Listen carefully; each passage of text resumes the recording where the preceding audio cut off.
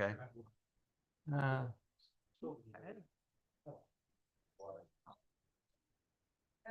Did you get the handout? You did. Good evening, everyone. I would like to call the Planning Commission meeting to order at 6:30 on the 24th of June. And I'd like to have a roll call, please. Margaret Bowles. Katie Souls. Andy Miller. Peggy Smith. Bob Canusi.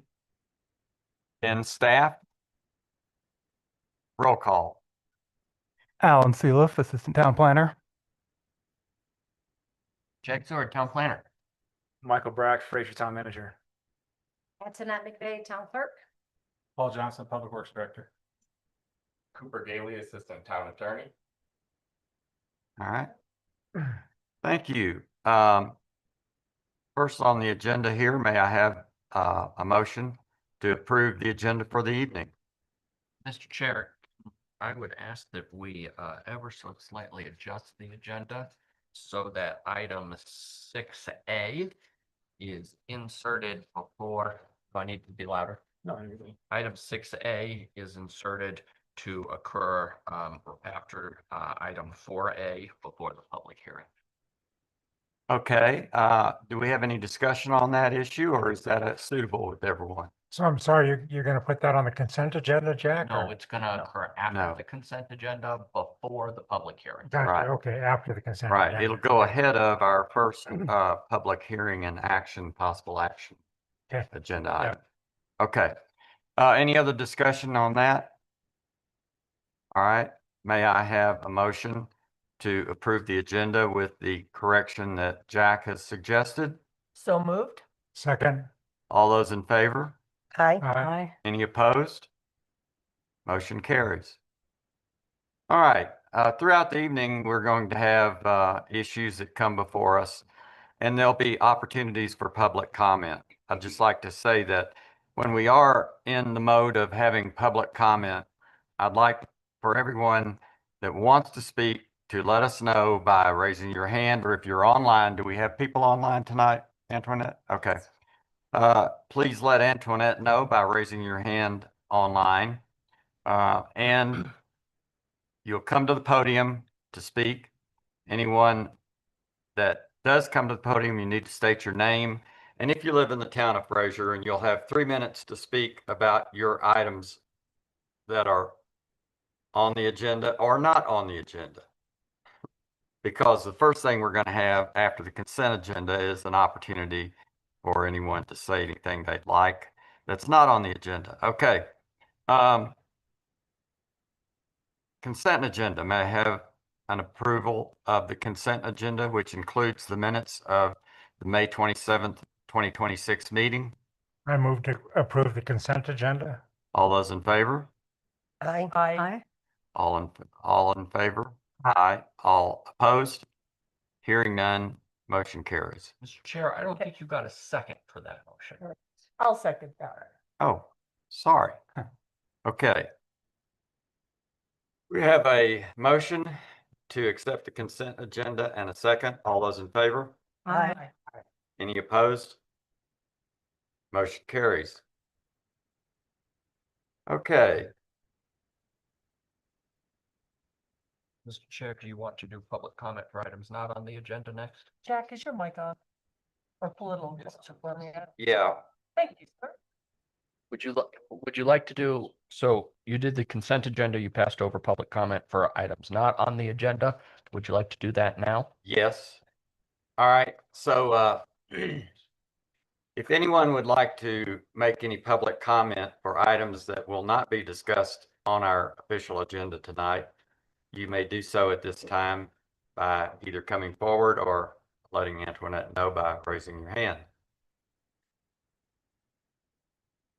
Hearing no persons wishing to make public comment, we'll move on to open the public hearing and possible action. So we just adjusted that That's right. agenda, right? So we're Yeah. going to move to discussion item A, which is a discussion of vested rights and FPDP expiration from the Assistant Town Attorney. Sorry, Katie, did you? Makes sense, so we can get you out of here, save us some money. Yeah. Maybe. no, he's saying, Don't know about that. he's saying car sub. All right, the adjusted agenda is calling for us to take up version or discussion item 6A. And Cooper, go ahead. You have the floor. Thank you, and I'd like to preface this just by stating that, in light of Jack's recent arrival, we've had a couple questions come up just as he's been getting a new set of eyes on the town code, application of certain things. And the last planning commission meeting that I had attended, one of these things was raised in light of the large amount of FPDP applications that have been coming through. And so I think it's appropriate to address that now, address the town's policy and the application of the town code to these things, just so that it's clear for the planning commission, for the public, how these things work. The big question relates to a provision in the town code discussing duration of approvals. So FPDPs specifically are noted to have a no expiration under that section of approval. Separately, there is a section on vested rights that lists 3 years for duration of approval. So I believe one of you two gentlemen at the last planning commission was, concerned or musing about what the future of approving an FPDP holds. In that question, we look at vested rights. A vested right is something that guarantees, certain property rights to the developer for a set amount of time. Here under our code, if there are vested rights that are granted in an application, that baseline period is for 3 years. Now, an FPDP on its own does not automatically gain vested rights. This has to be a specific application per the provisions of the town code.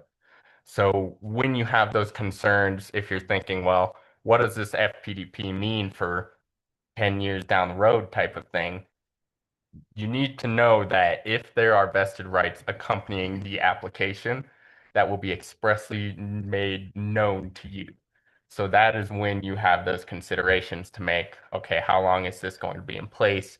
What does this mean for the future? So on and so forth.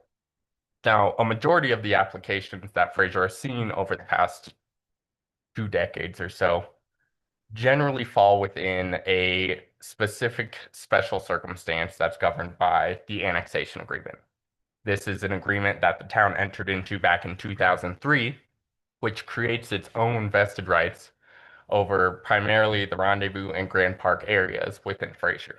Now, in the annexation agreement, there's a 25-year period of vested rights.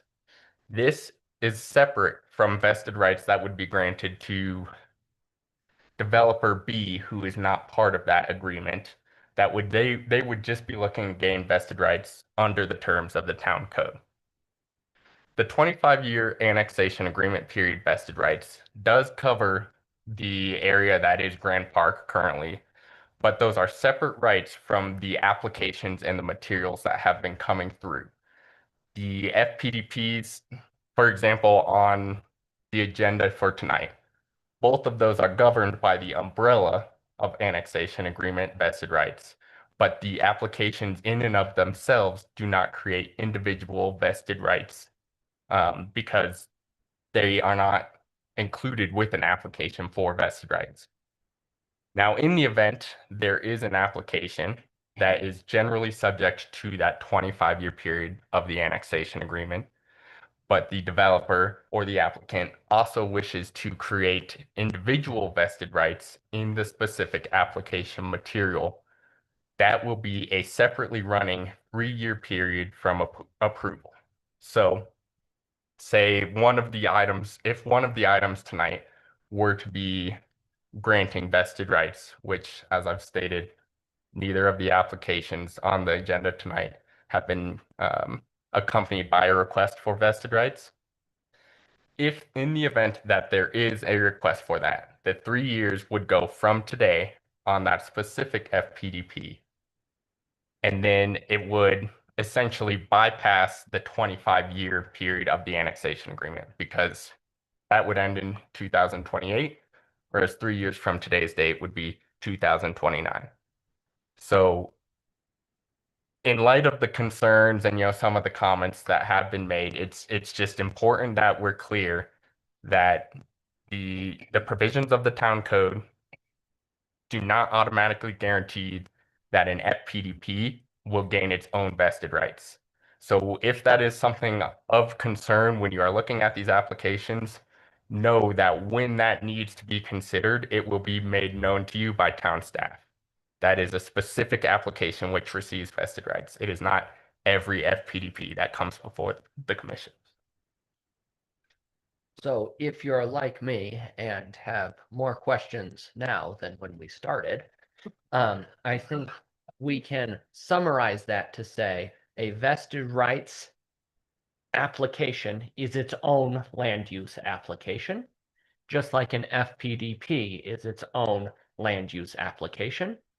One does not necessarily have to connect to the other. They can be done simultaneously, but they are separate items. The two FPDPs that you have before you tonight, neither of which include applications for vested rights. Therefore, that is not an item for your consideration this evening. At some future point in time, you may see an application for vested rights, at which point we will discuss that application. But this evening's FPDPs do not have vested rights as a part of their application, and therefore that is not something subject to your determination this evening. So I have a question. Can you not get vested rights other ways, like turning dirt? So there are common law vested rights. Obviously, that's something that a court looks at to determine. As far as vested rights that we're primarily focused on, it's with the town code's provisions on how those are gained.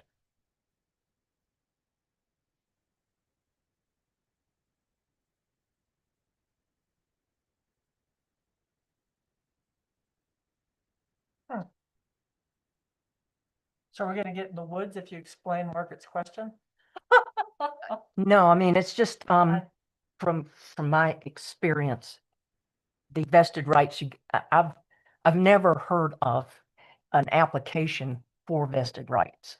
You know, my experience is the developer takes certain actions, they gain vested rights by the action that they take.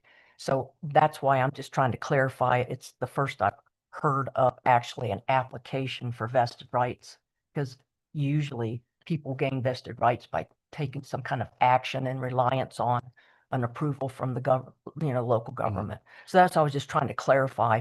It would not preclude a common law vested rights just because you didn't file an application for determination of vested rights. Correct, yes. So there are vested rights that a code can grant, and then there are the rights which you have addressed. Those are common law vested rights.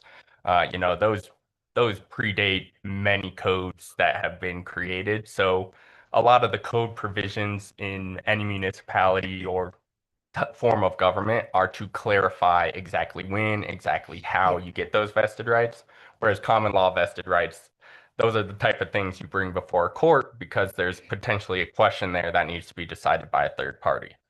So our code actually says that here's the procedure for vested rights. It doesn't say anything like, well, if you apply for a permit and you get a permit, that vests your rights. It's you have to file an application Correct. for vested rights. Correct. It details exactly how vested rights are granted. It's interesting. Okay. Okay, any other questions for Cooper? Jack, Clarification. you have anything you want to add? No, I mean, I'm not a lawyer, so we're going with what the lawyer Okay. said. Yeah, So this was just for information's sake. it Sure. was just for Not information. taking any action on it or anything like that, so. Yeah, and, Okay, it's- again, as Cooper kind of alluded to when he started, it's in follow-up to questions that we heard at last month's meeting. right, So Cooper did some research, and that is the conclusion that the town has come to relative to those questions that were raised last month. all right, thanks, Cooper, appreciate that.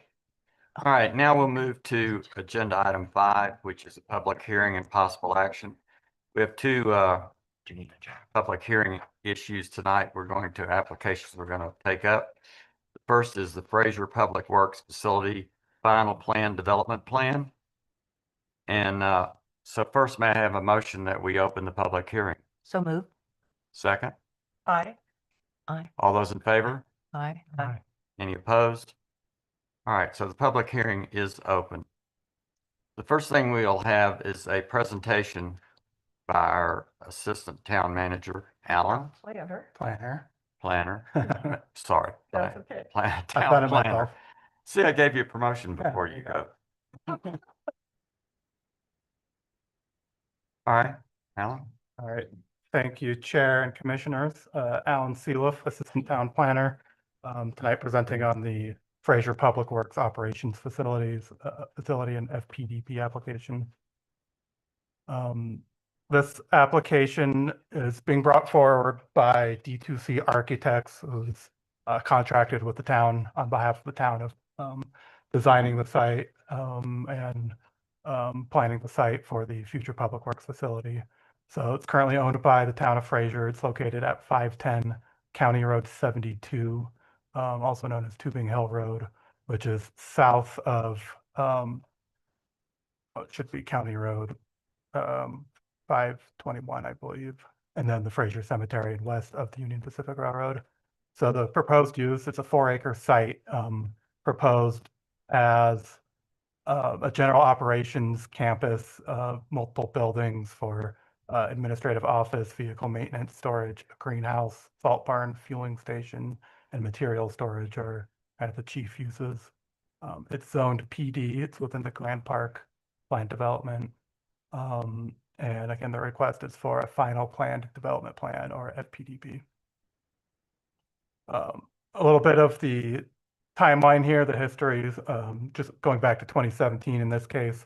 This is when the planning area 6W plat exemption was approved by the Board of Trustees, and it facilitated the transfer of ownership from the developer Grand Park to the town of Fraser, which satisfied in itself the requirement of the annexation agreement.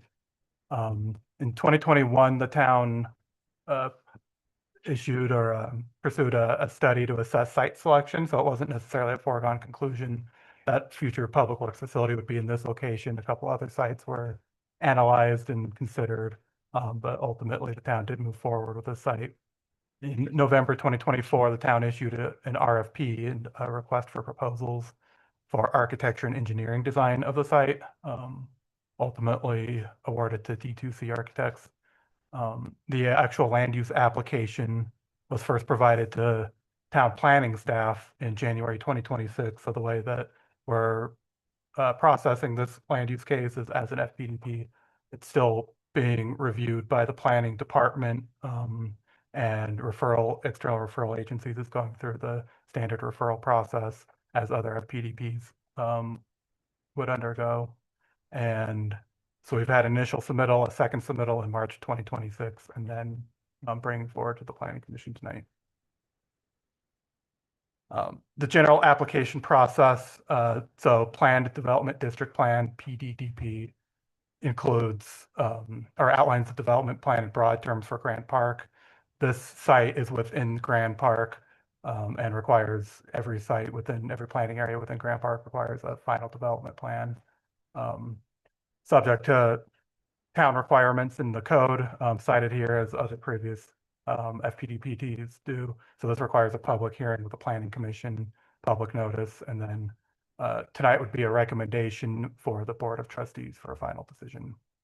And then just a note that a subdivision plat is not being processed in conjunction with this because we already have the previously approved subdivision plat exemption in place. So it waived the formal subdivision plat requirement, but is essentially a stand-in since it's a single lot site. Public notice. So as you may recall, this item was originally scheduled last month. We had to bump the public hearing by a month in order to fully adhere to the public noticing requirements. So it's been republished in the newspaper that was conducted last time. Mailed notices to adjacent property owners were sent. this time including the railroad. That was the issue last time. The railroad right of way was not flagged by the address grab, essentially. So we've now confirmed through the Union Pacific Railroad website the correct submittal procedure on their end, including uploading the public notice document and emailing to a specific contact. So, and mailing the certified mail. So we've probably gone above and beyond the letter of the requirement there just to make sure that they received notice, and we haven't received any comment or indication either way from the railroad. And then those affidavit, the mailing receipts are provided in the packet. Few kind of context maps here, so a little hard to see, I'm sure, but outlined in yellow, kind of in the middle of the screen, is this site in the broader context of the Fraser boundaries. It's generally west of the Union Pacific Railroad, south and west of Highway 40, and south of County Road 521 and the Fraser Cemetery. Zooming in here to the satellite view, so the cemetery is immediately adjacent on the north. The Colorado Adventure Park property is on the west there. That's an unincorporated Grand County, as is the cemetery. And then to the east is existing development in Grant Park and the railroad, and to the south is future development in Grant Park, West Mountain. And most immediately is Elk Creek there on the south. This map is from the Grant Park PD, PDDP is the full acronym. 6W, it specifically includes a little asterisk sign there and a note that it's the proposed maintenance facility. So the site was always contemplated to be a maintenance facility, a public works facility. Like I said, it was covered in the annexation agreement, and then denoted as much on the various land use maps associated with the PD plan. The PD includes development standards more broadly, specifies the allowed land use, open space, height, setback requirements, etc. Includes a character description every planning area, and the PD includes character description. This one generally just refers to the location, the purpose of it, and some considerations to be taken into, including buffering the cemetery and consideration of the project entrance from the county road. And then just confirming the future land use map, as we previously discussed, through adoption of the comprehensive plan, reflects the allowed land uses in the Grant Park PD. So it's reflected here as public/institutional. Here's the site plan. You can examine these in more detail as well in some of the attachments included in the packet. But the site plan, and this is rotated just to orient yourself, this is rotated with north on the left in this case. So the cemetery is on the left side of the screen. Railroad is to the east on the top. And then County Road 72 on the bottom to the west. The primary building, the main building, is the administrative offices and the maintenance building. That's the large L-shaped building fronting County Road 72. And then the site includes a number of accessory buildings for heated and cold storage, material storage, a greenhouse, a salt barn, fuel island. So all uses kind of necessitated by public works operations and their duties to maintain the town's roads, open spaces, etc. A few other notes about the site plan. So there's two site entrances or access entrances on the north end and the south end for vehicular access, and then generally kind of a loop through the interior of the site. Parking is included in various locations for both fleet and staff parking. Like I said, there's a couple of different paving materials you'll note in the legend, but the majority of the interior site is concrete for kind of heavier traffic uses, and then asphalt on some of the lesser traveled areas of the site. There's aggregate ground cover and kind of the material storage areas, and then drainage and detention up on the upper right, which is the southeast corner of the site. These two tables outline the specific programming of the different buildings, the uses, the sizes, and then the proposed height. So the main building is the largest. It's includes two stories for office uses and then large vehicle maintenance bays. So it's the taller 37 feet height. And then outlining some of the other kind of buildings and uses on the site to follow there. And then parking, just a note on parking, there wasn't a direct kind of parking requirement for this unique land use. We'll say it's not just a general single-use site as an office or as a warehouse. So there's provisions in the parking code that allow kind of outside analysis or additional analysis and allow staff determination. So the applicant produced a parking analysis letter outlining the uses, including additional detail like staffing at maximum shifts, future staffing, number of fleet vehicles, et cetera, to arrive at a requirement of 42 parking spaces. The majority of these for the fleet vehicles are provided in interior spaces. That's one of the big components of this site is indoor storage of town fleet vehicles, and then exterior staff parking and visitor parking. The next few slides are just the building elevations. I won't go into too much detail here, but the main building here is shown. It's, as you can see, it's a pretty wide building.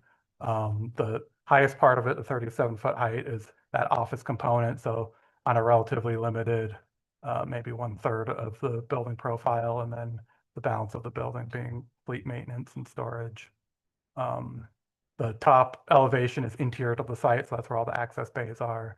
The bottom is the elevation facing County Road 72. So this is the west elevation. And then these are the two side elevations on the north and the south. North being on the bottom and south being on the top.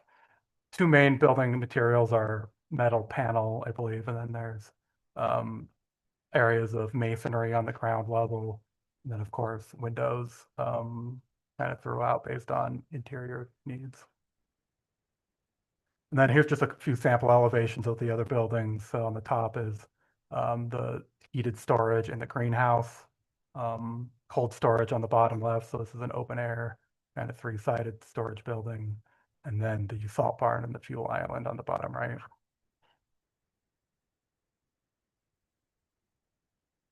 Landscape plan was also provided.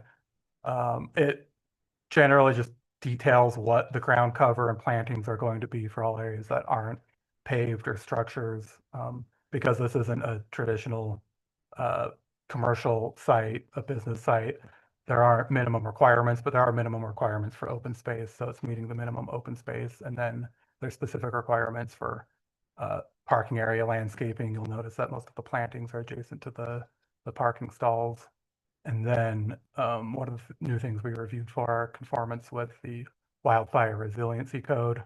And there was a few staff comments related to that. That was something that was implemented kind of mid-review during this process since it hadn't yet been adopted. So there's still some remaining comments regarding that. And this landscape plan will likely change a bit, but the impacts would be associated with most adjacent to the buildings and potentially some of the fencing material proposed to ensure conformance with the wildfire code.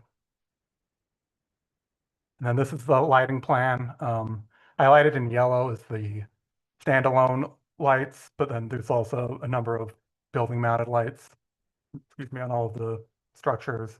The photometric overall just confirms that there's minimal light spillover across property lines, that it's intended for the internal use of the site. And then additional sheets within the FPDB set detail the lighting design, shielded, downcast, et cetera, to minimize any impacts. Dark sky compliant or? I believe they are. I did not see that specific note on the lighting, but the response comments confirmed that it meets all of the lighting criteria in the code. So that may be something that we would look for on the final submittal, is that stamp, if that's a requirement, but it's not technically not technically a requirement like the landscaping code. So our code doesn't tie to the. Yeah, the code requires it for commercial uses, but not kind of the breadth of additional uses. But I believe that was a directive of the town design. Yeah, Paul can speak to that. So maybe that is But directed D2C for dark sky compliance. So they've been told to make sure it's dark sky, Okay. similar to everything we're doing on Clayton Court.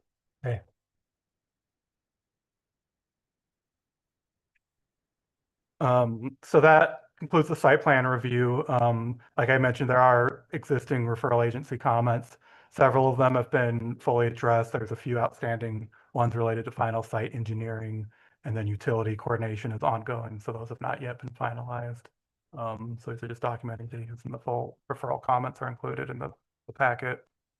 And these lead to the ultimate recommendation. So of course, we're recommending it for approval with conditions.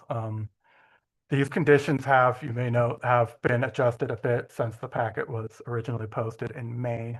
So they've been updated following kind of further review by our new town planner, Jack Seward, in conjunction with our town attorney, to just tweak some of the formatting and kind of elaborate a little bit more on our resolution. So you'll see this general resolution format going forward more consistently. And then the specific language of the condition. So condition A is a pretty standard condition, or just requiring that all referral comments be addressed.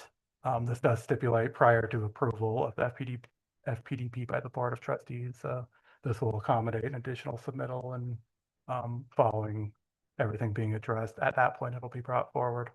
And then condition B is a new one that wasn't here last month, kind of brought to town staff's attention just prior to the public hearing, but confirmed that it is subject to this additional water supply protection permit located within chapter 13.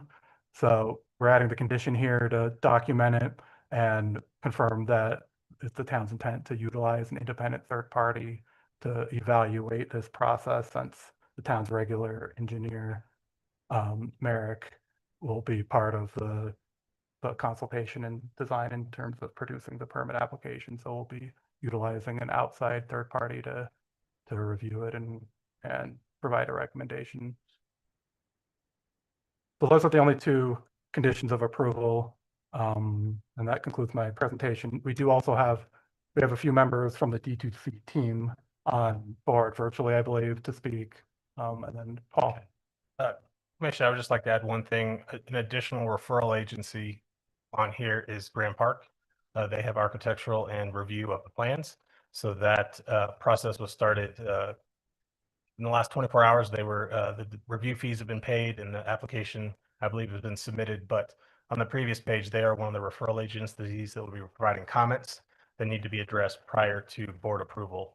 They have, with it being within Grand Park, they still have review authority over that parcel. Okay, thank you, Paul. You have anything further, Callum? I do not know. Okay, so let's first just go around the table and see if we have any questions from our commissioners before we open it up to the public. Margaret? No. No? Questions? Katie? I don't think so. Andy? I'm just curious about the term salt barn. How much salt do we put in our sand, Paul? It's just the term salt barn. It's mainly the sand though, right? Sand shed. Yeah. Just sounds scary, you know? So we do That sounds we scary. do mix some mag chloride with, Less than 10% salt. I think it's closer to 95 saying salt. okay, thank you. That's the only question I had. Don't like that salt barn. habit. No. I don't blame you. Okay, It's for the worst. I don't have any questions. and I don't have any questions. So at this point, I'd like to open it up for public comment. If you have a comment and you're here in the audience, please come forward. If you're online, let Antoinette know you'd like to speak.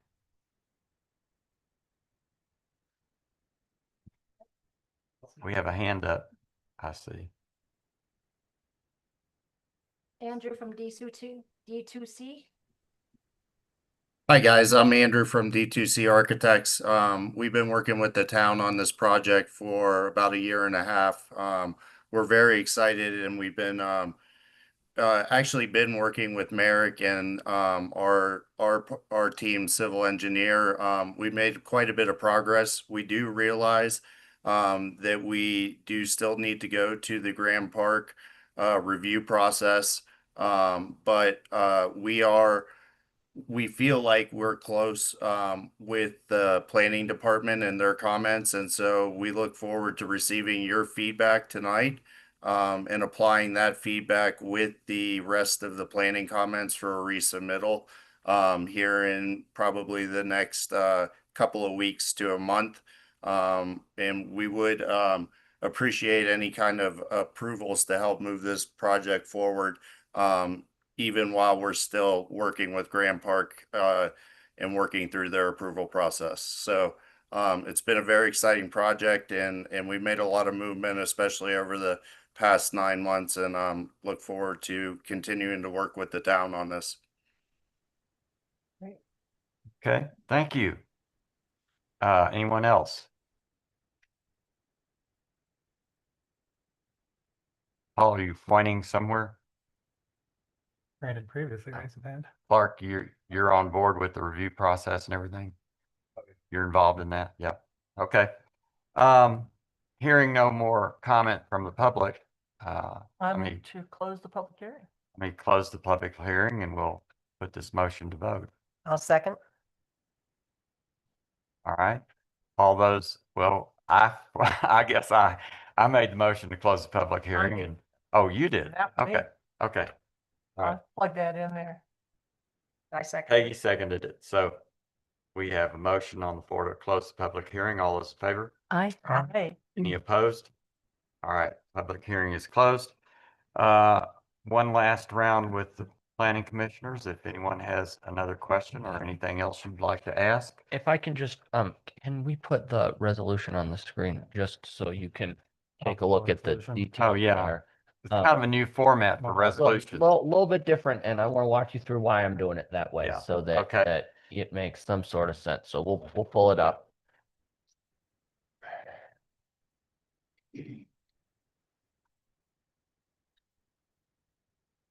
Looping's got her load up, so it'll take a minute here. Yeah, we'll give it a second. The internet is slow in Fraser.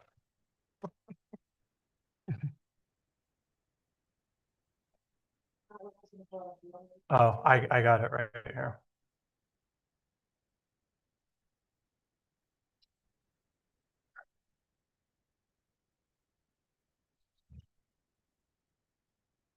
So when we look at the state law around what a statutory town's planning and zoning authorizations and statutory authorities are, it lists out a whole laundry list of things that, towns are allowed to do.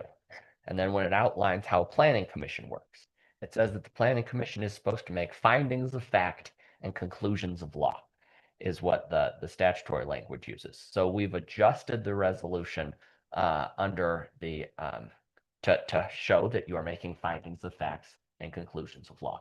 And those findings of fact are that it's accurate and complete. Again, a requirement of the statute. You can't act on something that's not accurate and complete.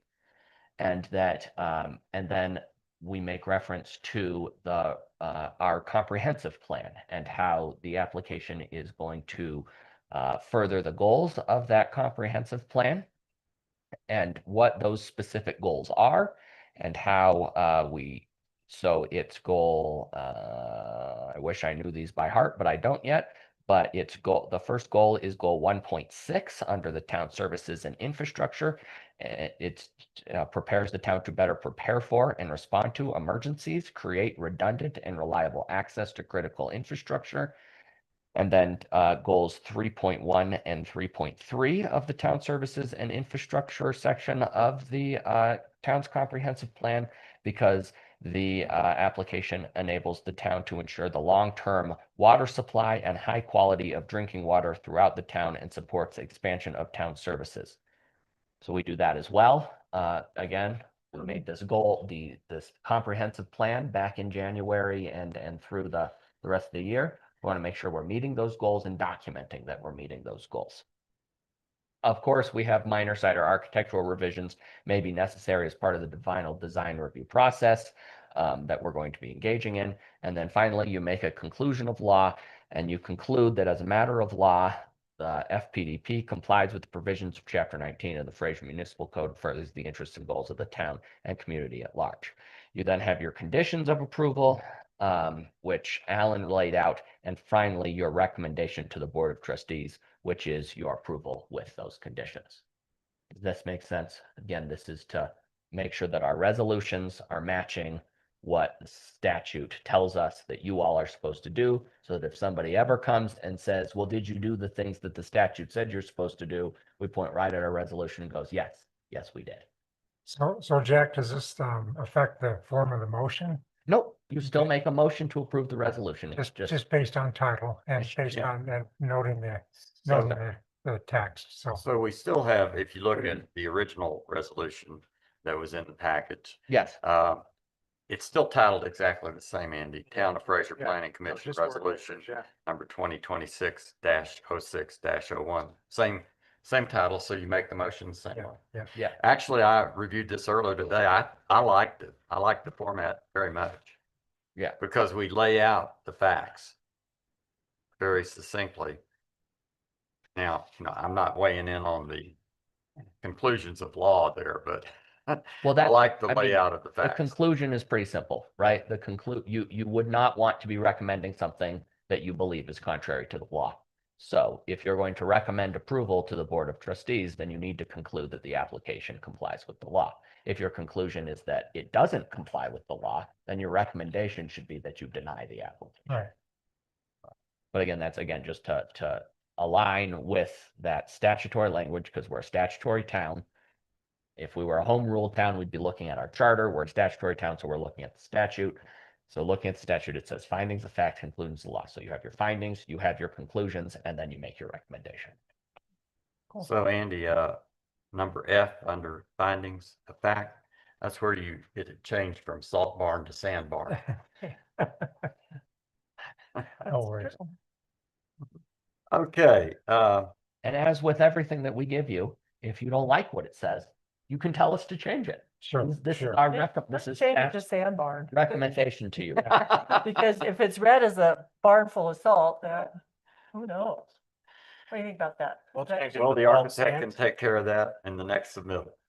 We'll change it to salt sand since it contains both. And Okay, the sand is also something we need Yeah. to prevent from getting in the Fraser River as well. So Yeah. both Yeah. of them are needed and required up here, but we'll call it salt sand. okay, thanks. Okay, Well, I'd like to make a motion. okay, make a motion, Andy. So I'd like to move that we approve resolution 2026-06-01, recommending approval of the FPDP for the Fraser Public Works Facility. Do I hear a second? I'd like to second that. Thank you, Peggy. Okay, we have a motion and a second.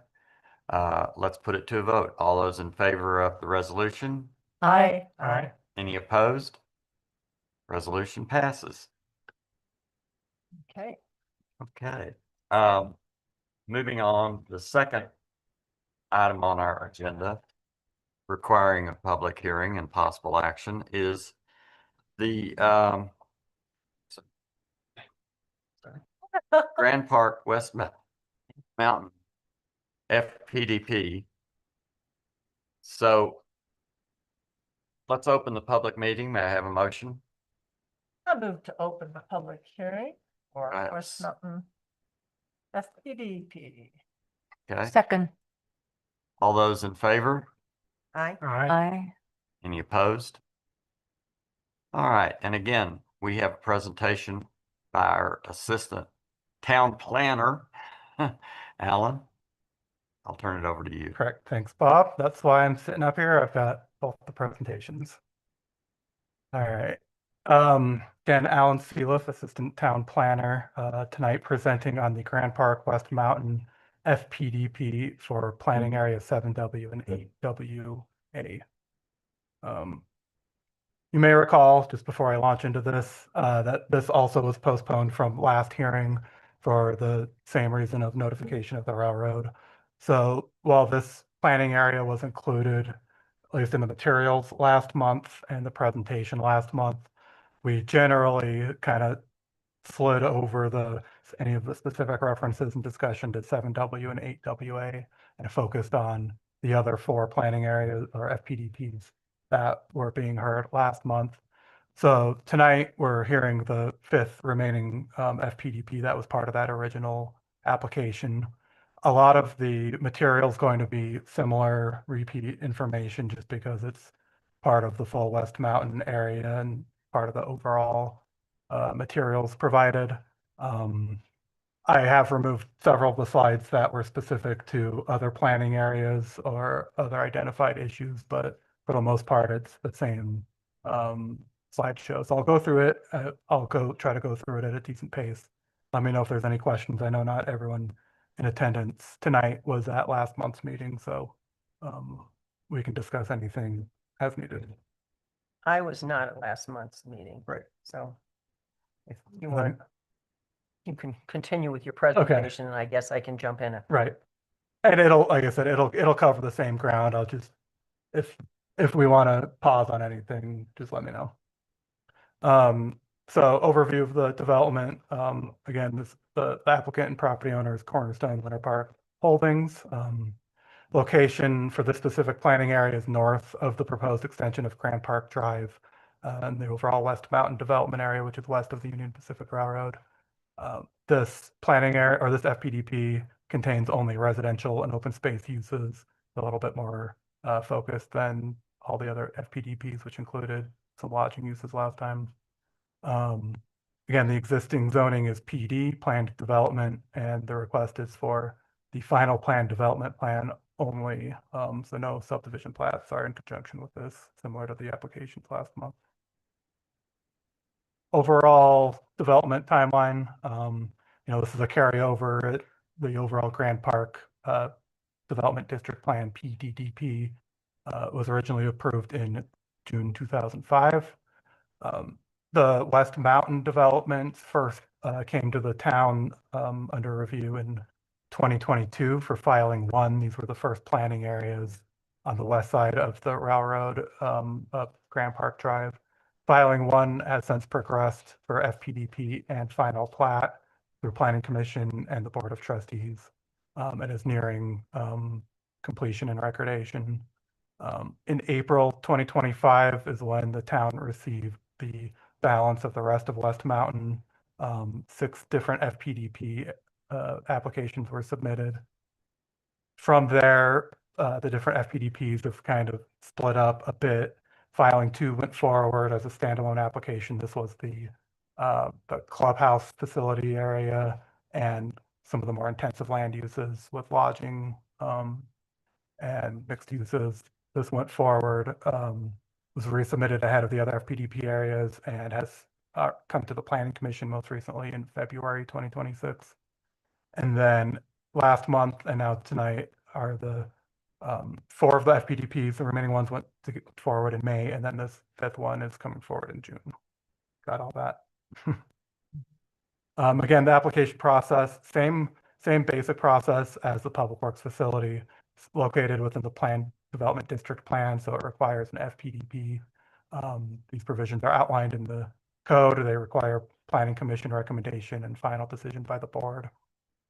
Again, no subdivisions have been provided with these FPDPs, but they have been provided for filings 1 and 2. So subdivisions have started to be submitted in West Mountain. Preliminary and final plats will be required though with any planning area that doesn't yet have one. So the FPDP tonight and then the ones that went forward last month will be coming back to the Planning Commission once their preliminary plats are submitted.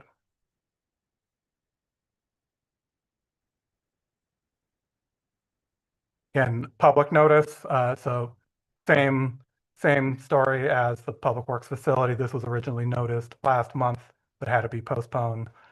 Town staff worked with the applicant to ensure full noticing was completed to include the railroad. So we republished in the newspaper and the applicant resent notices. So we believe that's been fully satisfied. Again, no response or comment provided by the railroad following that outreach. Here's the location. So previous presentation includes the full extent of the FPDPs. 7W, 8WA is highlighted here in green on the top. So this is the northerly most planning areas of the West Mountain applications tonight. The ones heard last month were all south of this, generally south of the railroad. And I will note immediately south of the Public Works facility. So just interest in timing or quirk in timing that these two are coming together at the same time. A couple additional context maps. So with the satellite imagery, existing kind of dirt roads on the site and kind of see the natural state of it. And then on the right here is the Grand Park PDDP, which shows the original conceptual layout of the planning areas and the road network. Not in perfect alignment, but generally consistent. And you know, these sorts of tweaks and changes have been discussed with previous filings. These couple of maps are the overall West Mountain again with the various planning areas. 7W and 8W again are on the upper left, but you can see them in context with the rest of West Mountain. So 9W, 8WB, 9W, 10W, and 11W on the right. These are filings 1 and 2 and have previously come forward to the Planning Commission. And then the rest of the West Mountain development is what came forward last month.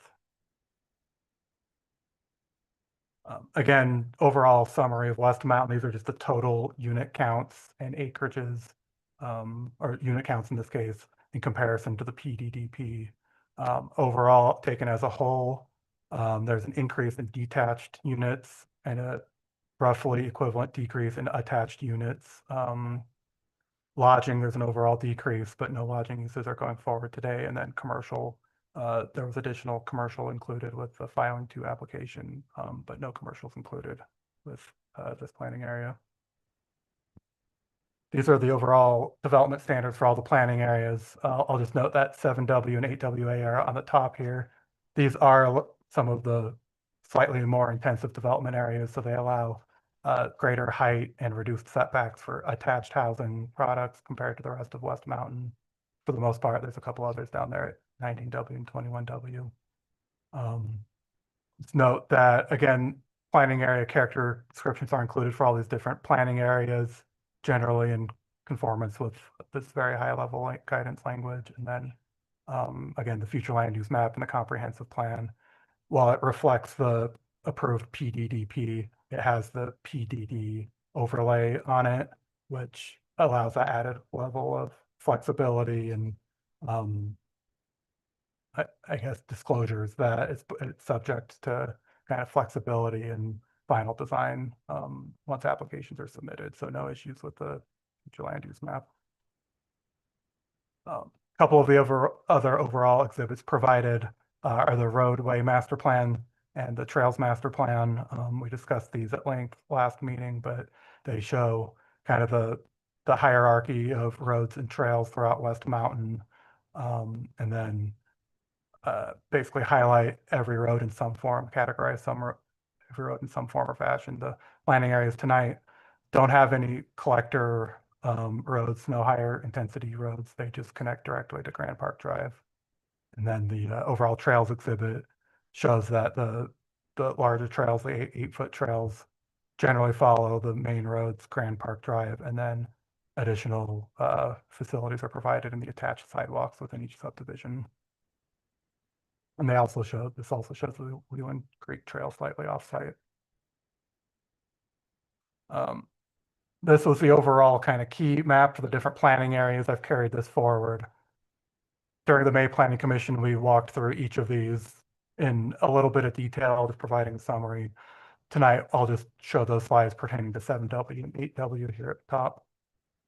And then, again, for context, here's the filing 1 and filing 2 areas that have already been reviewed and recommended for approval by the Planning Commission. So these are the furthest east, and then just west and kind of north of this, the maps here are where filing or planning area 7W and 8WA are located. So here's the proposed layout of 7W and 8WA, all residential land uses, but the full range from single family detached lots to attached lots. These are, you can kind of see the outlines of the proposed fourplex buildings in the darker black. And then a multifamily development site at the bottom left here, immediately adjacent to Grand Park Drive. This table summarizes the different unit counts by planning area, the open space acreage, and the overall combination of the two for this single FPDP area. You can see that 7W and 8WA are totally surrounded by 23Ws. Those are a bit of a kind of a standalone isolated development. I guess it'll be a future filing for these two areas, again, connecting directly to Grand Park Drive. So the next collection of slides here are the overall staff review comments. We outlined these in May. All of these except for the planning area 20W boundaries topic are still relevant to this planning area. So I'll outline, do a brief summary of each of these again as they relate to this FPDP. But again, we're skipping 20W because that one is not adjacent to this, so it won't impact the boundaries of this planning area, this FPDP area. So staff discussed this in quite a bit more detail last meeting. We're probably don't need to go into detail as much here because these weren't ultimately recommended as a condition of approval, but just to kind of outline the discussion, there were several areas in the annexation agreement that staff had highlighted and wanted to, basically track through the development approval process. Section 9.10 pertained to provision of funding for road maintenance equipment, such as a snowplow.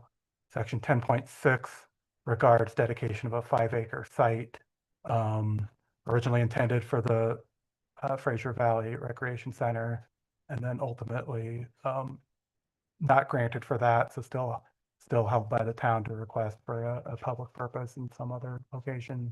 And then 10.7 regarding dedication of a small public works satellite facility for road maintenance somewhere within West Mountain of approximately 0.3 acres. While this was initially included as a recommended condition of approval that these be satisfied prior to final approval, and a subsequent discussion from the applicant and with the planning commission explained that because elements of these being satisfied also rely on the town to identify and request, that it wouldn't be fair, essentially, I don't know if that's the right word, but it shouldn't be contingent on town's action to allow approval of these development areas to go forward. So this condition was ultimately removed from the recommendation of approval, but discussion noted that staff and the applicant will need to work in close conjunction to make sure that these are satisfied. And this topic will be kind of provided an update at all future either board approvals or subsequent subdivision plat applications to ensure that progress is being made. The West Mountain Water Master Plan, this one has come up a number of times now with filings 1 and 2 as those areas have been amended or applied for. So this is being flagged as still being required. It's not yet approved, and it will be carried forward as a recommended condition of approval. A number of these next ones are I'll say a little more minor staff comments, but enough to, we wanted to highlight them that we're requesting that these be addressed as part of overall staff review and referral comments. So the floodplain mapping item, just identifying that these areas of West Mountain, including basically the full area of 7W and 8WA, have not been identified as a hazard area one way or the other. They're unmapped. So staff's request that these either be mapped or noted in the FPDP or the subdivision plats that flood risk is unidentified at this point. So we can't certify that it's not in a floodplain. The topic of trash enclosures was touched on. This slide just showed that previous iterations of filing 1 included it, and then they were since removed. This was a recent topic in front of the Board of Trustees over in Rendezvous in terms of adding community trash enclosures after the fact and how much more difficult that is. So suggesting to the applicant that it be included now to ensure that it's accounted for. But ultimately, the discussion was that the surrounding open space areas and tracks are all going to be retained by the developer. So these won't be town-owned areas anyway. So it's a little bit of a different circumstance. And ultimately, there isn't a hard and fast requirement in the town code for trash enclosures for all residential areas, especially single-family areas. Sorry, excuse me, Alan. So there is no requirement in town code for trash enclosures? No, the only requirements are that if there are, that they be screened and wildlife resistant, but it doesn't stipulate that there has to be, like, it still grants for the ability of individual service of each. So why has the applicant not included them? I mean, it's not a requirement, but he's put them everywhere else. What is? Previously included, I mean, they'll be able to, the applicant could speak to it, but I believe it's not wanting to specify exactly where at this point and kind of confirm it, allow greater flexibility into the future for kind of final development plans. The topic of street lighting was brought up. This wasn't previously identified in previous submittals, but some of the backstory here is it had previously been shown in filing one, and similar to the trash enclosures, it was removed. Staff has cited code that that public lighting is to be provided in fairly vague terms, admittedly, in the code, but kind of heavy pedestrian areas or vehicular use areas. So staff requested that at least intersections with Grand Park Drive include street lighting, and especially the roundabout area on Grand Park Drive.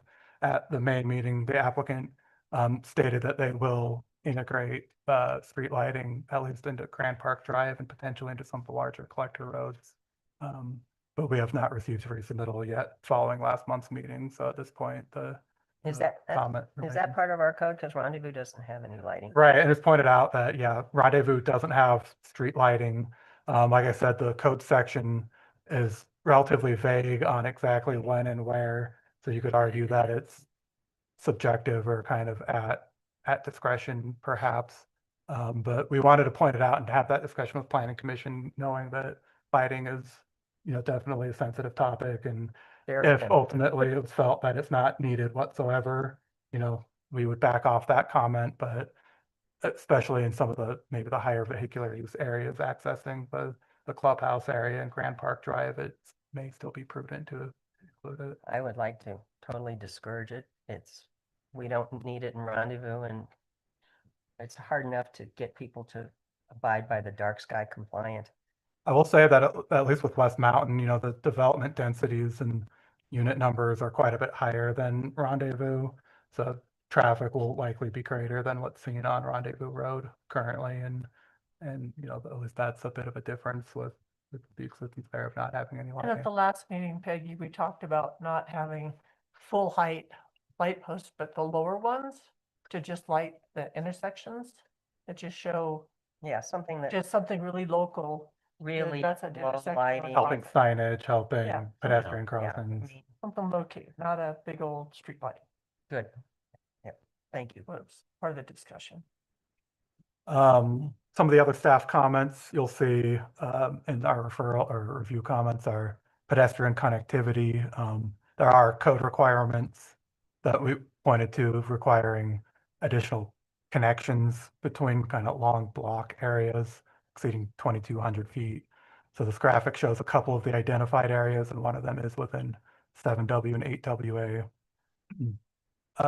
We'll point out that originally with the initial submittal, there were additional areas identified, and the applicant was responsive and providing additional kind of trail cut throughs and within different planning areas, kind of behind lots, connecting roads. So there were just a couple of additional areas that we're identifying as meeting that threshold that these should be added to as well. And then this is the last topic. We did not discuss this in detail last meeting because this was the only planning area that it was adjacent to, but it has been previously discussed regarding filing 2, and that's the inclusion of a community trail as identified in the PD land use map adjacent to both filings 1 and 2 area and then the planning area 7W and 8WA. So again, going through the background on this, we have this black and white PD map that is hard to read. The key is relatively incomplete. But kind of previous drafting of it, drafting materials identified. This map was found in our files for Grand Park. It's dated only 1 month prior, and if you go back and forth, it's consistent in terms of the shapes and the locations of things.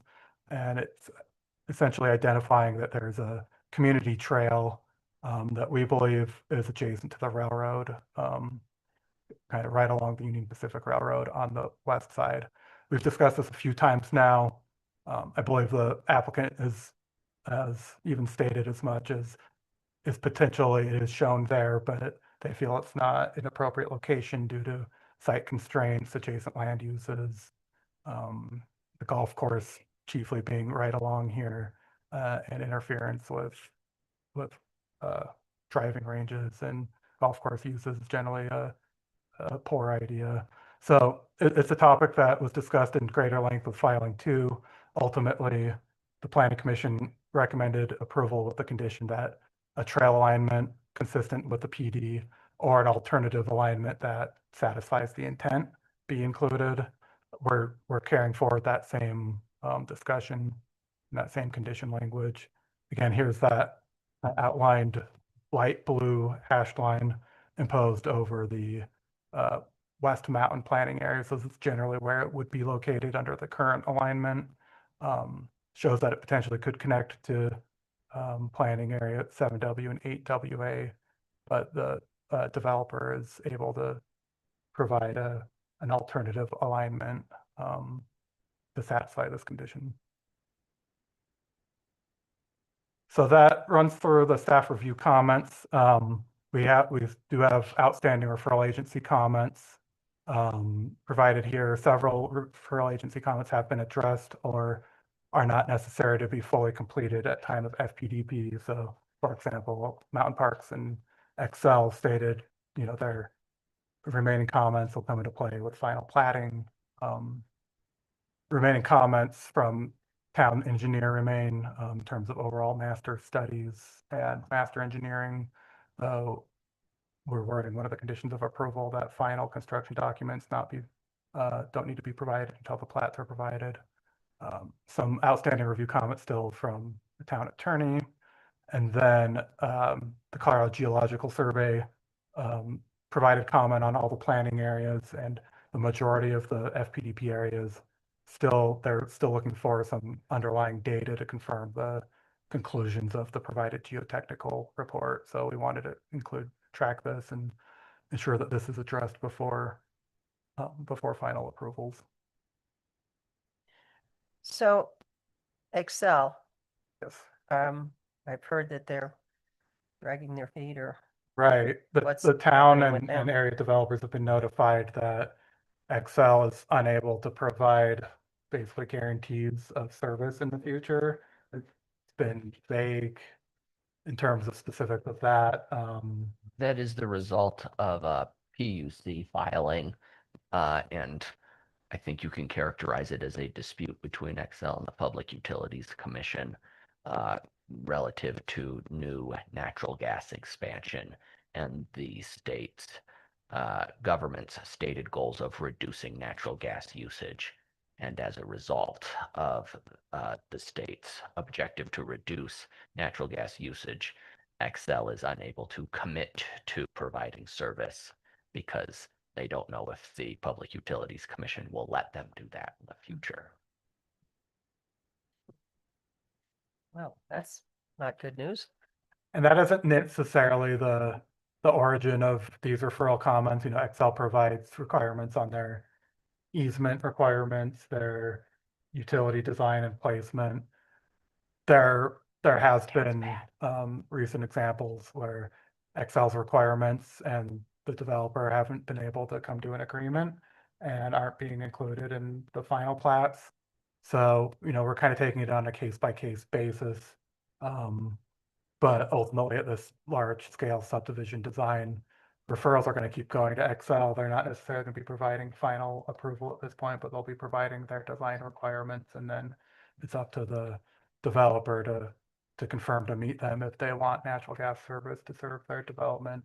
That's kind of the one-off there. I mean, Mountain Park's electric, everywhere is going to need electric service, so their requirements are required for all of these, but Excel's is generally, I guess, more optional because you can have all electric service provided for a facility or a building.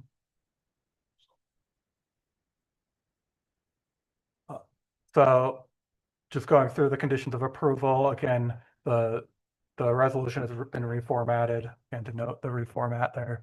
And the conditions, these generally reflect what was adopted with the 4 out of 5 FPDPs at the May Planning Commission meeting. Pertains to, so letter A here pertains to the water master plan. Again, that's a carryover of previous FPDPs and subdivisions. B relates to the outstanding review comments and referral agency comments, and just that these need to be satisfactorily addressed. And then this does add added language here that the construction documents specific to these FPDPs, or in this case, just this one tonight, don't need to be finalized at this point. They'll be kind of picked up and continued at time of preliminary plat once final engineering is in place. And then the last one is the condition related to the trail along the Union Pacific Railroad. Again, this carried forward from filing 2. It was not included in the FPDPs last month because none of the planting areas were adjacent to it. So this one is included, whereas some of the language and the conditions for last month are not included here because they're not applicable.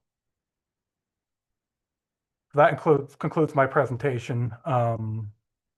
We can open it up for a discussion, applicant, of course, and then. And then, I'm not sure Mr. if Chair, I online. understand the applicant also has their own presentation. Okay, I was going to ask if we'd like to have the applicant go before we go around the table for the commissioners. Clark, do you have a presentation, or do you have a presentation that you want to give or respond to some of the comments made in the staff report? Please come forward, state your name.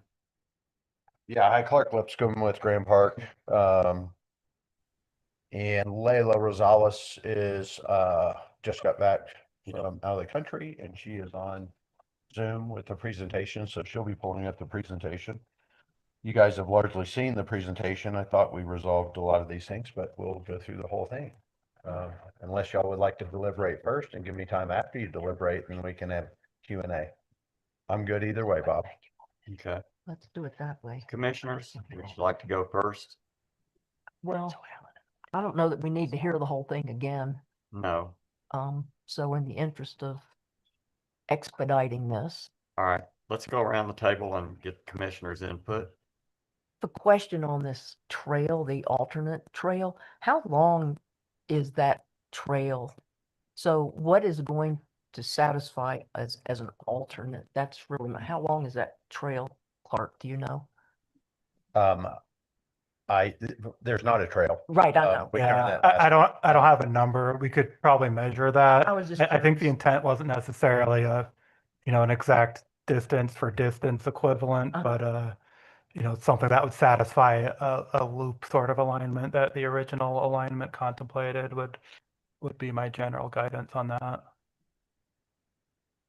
Okay, that is- that- But we could, you can specify if. Yeah, I was just curious as to, And if I might clarify, it's the town's position that the applicant's trail obligations have been fulfilled. There was just an outstanding question from last month's presentation from the applicant relative to that particular trail, and that is why that item is dangling still there because well, I'm new and don't have all the background, so I wanted to make sure that you had all of the options before you. But based off of what we've seen, and I'll let Michael speak here as well. We feel that the trail obligations have been satisfied. to the extent that the annexation agreement required it. What am I getting So- wrong?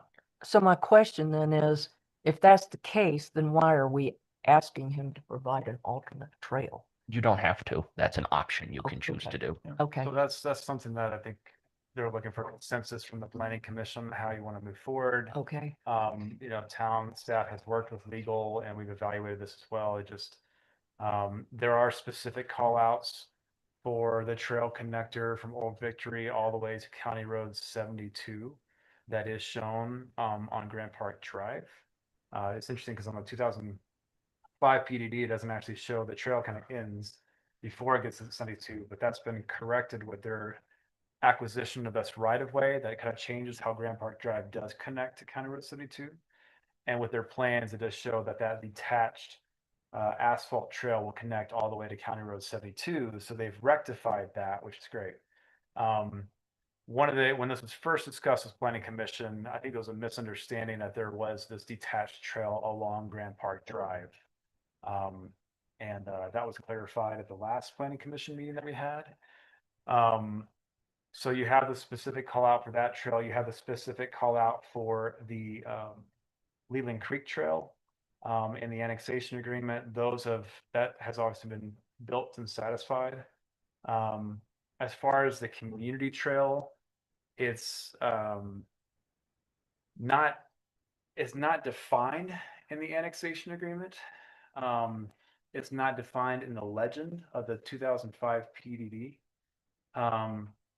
So from staff's looking at this, especially in light of there was no requirement for things like sidewalks, but sidewalks are included in this, which obviously will have good pedestrian use. We're not seeing that the way that is depicted on the 2005 PDD is not referenced anywhere in the legend, and it's also not referenced anywhere in the annexation agreement specifically for that piece. So, Cooper, is there anything that you want to add to that? I mean, that's kind of the consensus that we've been talking through. And as far as going through section 10 of the annexation agreement, there is no call out for any trail there along the Union Pacific Railroad. okay. So, and anything that we bring you is giving you options. Okay. So if you want to include that, that's your decision. You don't need to include that. We're saying that it's not.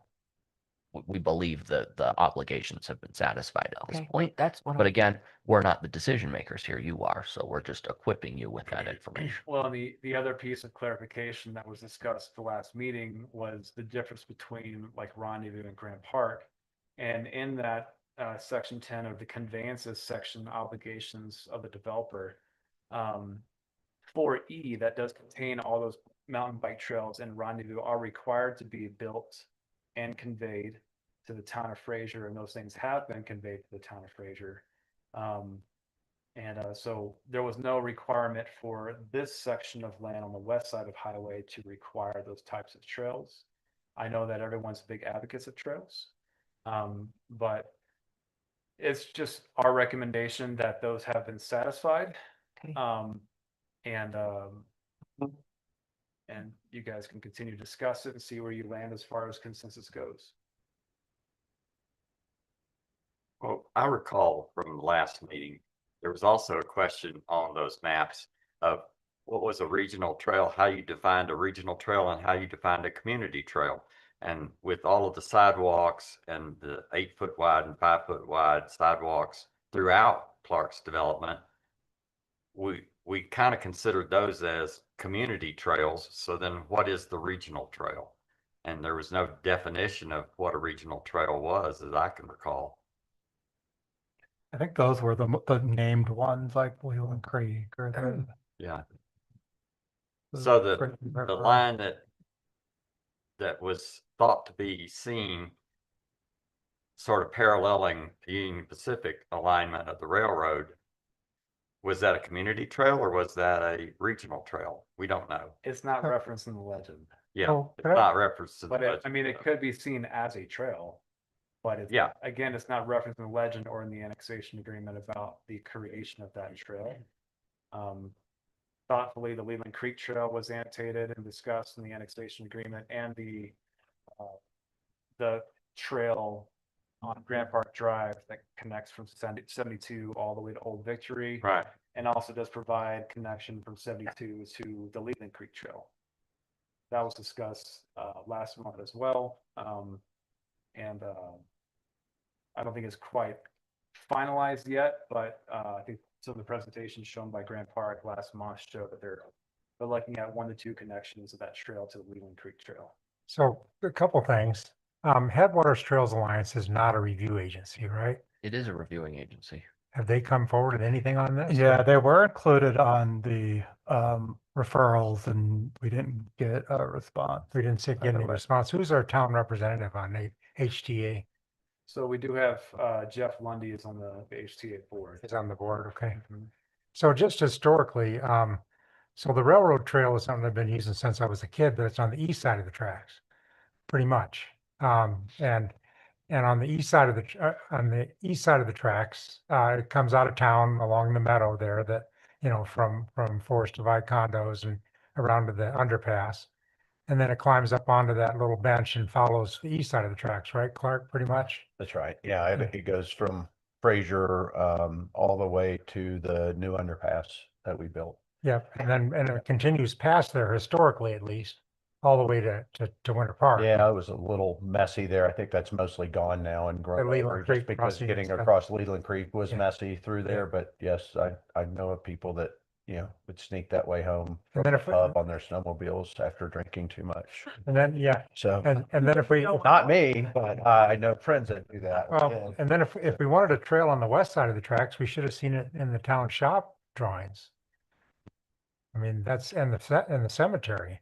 That's the two property owners along the west side of the tracks, right? Am I Well, in confusing the my, PD alignment, it didn't show it going off-site to those directions. It showed it reconnecting with Grand Yeah. Park Drive yeah. within West Well, Mountain. anyway, these regional trails are important, but I wish we get a more active relationship with HTA and Clark, you've had some discussions out there in the past and I'm happy about sidewalks and trails along roads too, but honestly, we all are happier on trails that aren't around cars, but we get those out in the national forest. I get that. And Clark was kind enough to show how he's connecting to those upper trails at the far west end of the property through the cul-de-sac. But I think the main thing that it seems like all these conditions are asking for is some way to connect these long cul-de-sacs so that people can walk to a neighbor's house without, there was it 5,100 feet.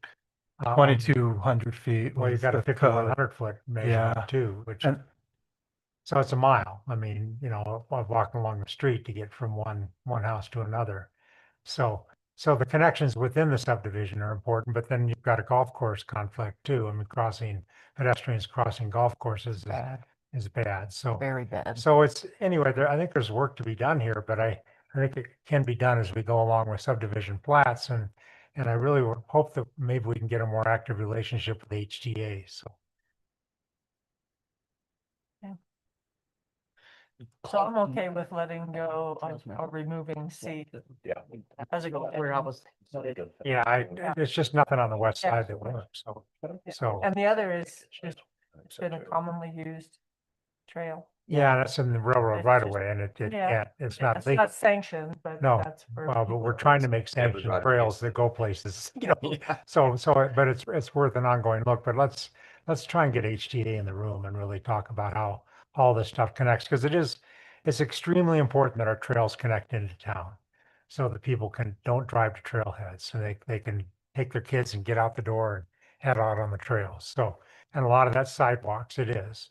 But if there's opportunities for separated trails within subdivisions, those are obviously the nicer experience, and plus neighborhood trails that get people from place to place are important, so.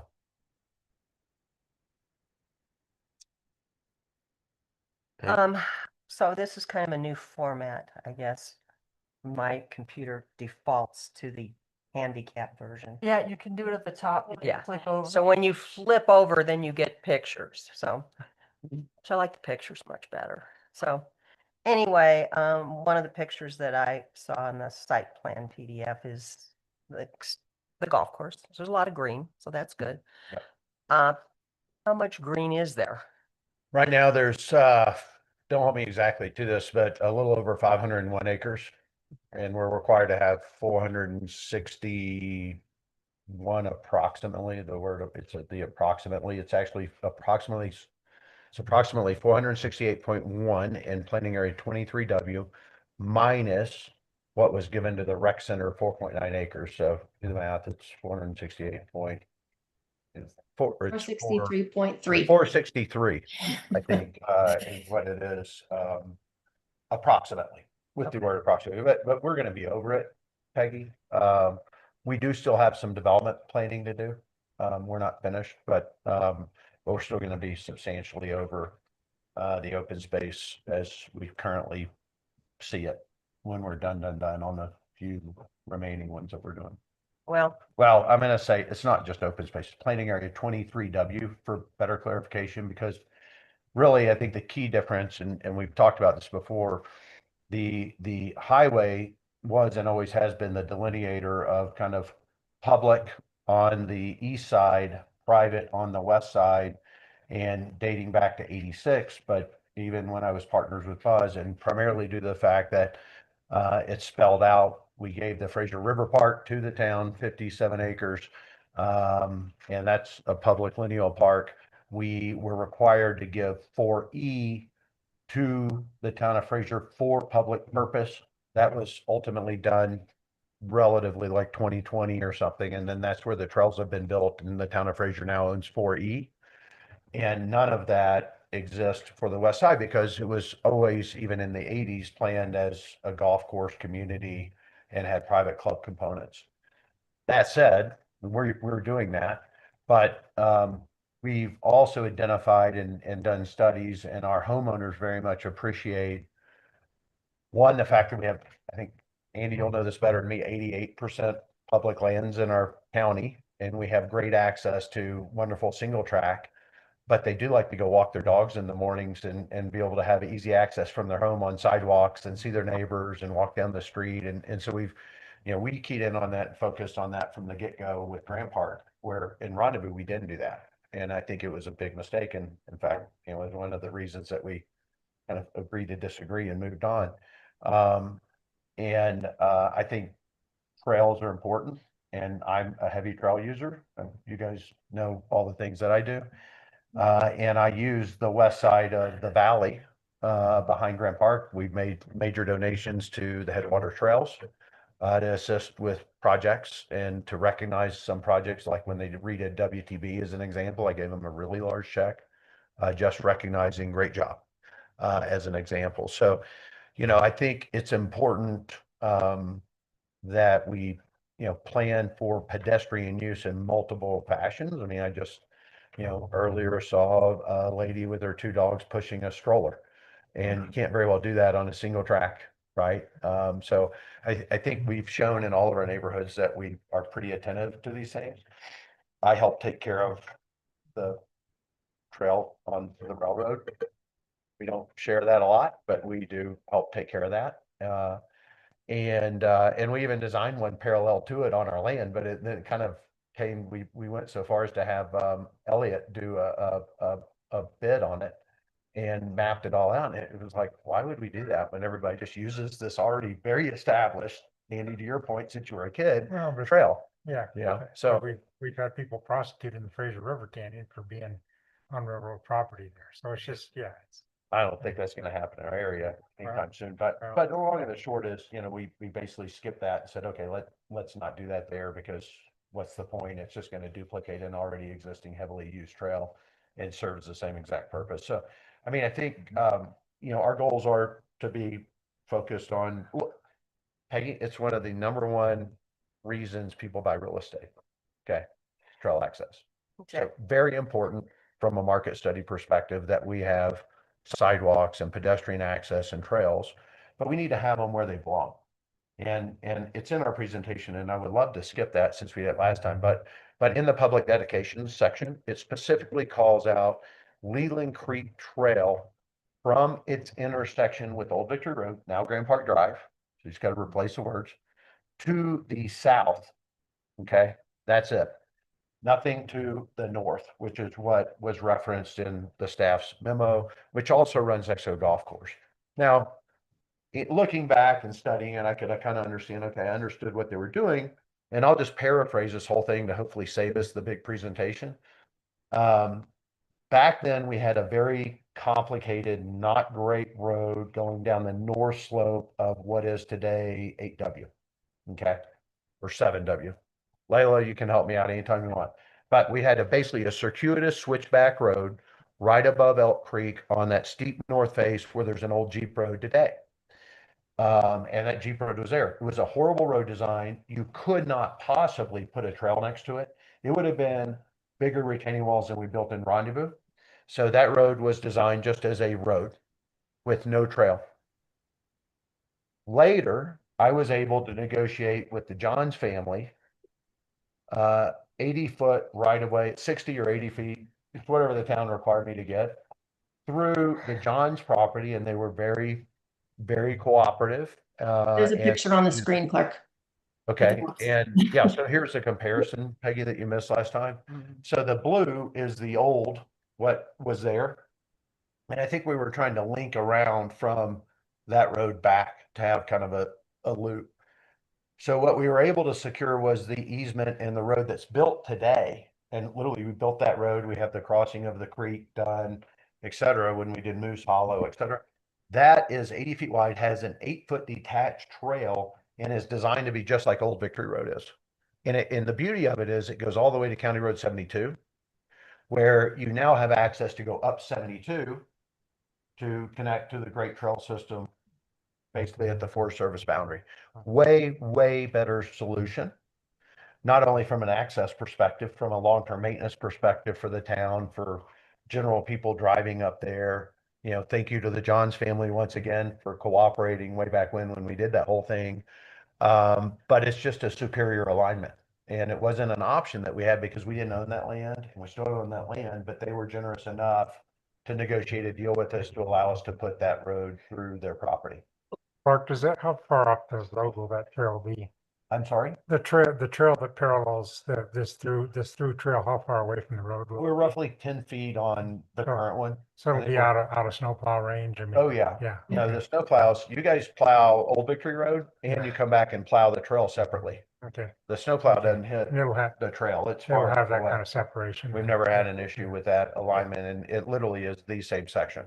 I'm also just actually kind of own part of it. I'm trying to, and I will work with your staff on this, to do the identical thing on the Fraser Valley Parkway, which Katie who walks there, or I mean, all the people that walk on the parkway, there's tons.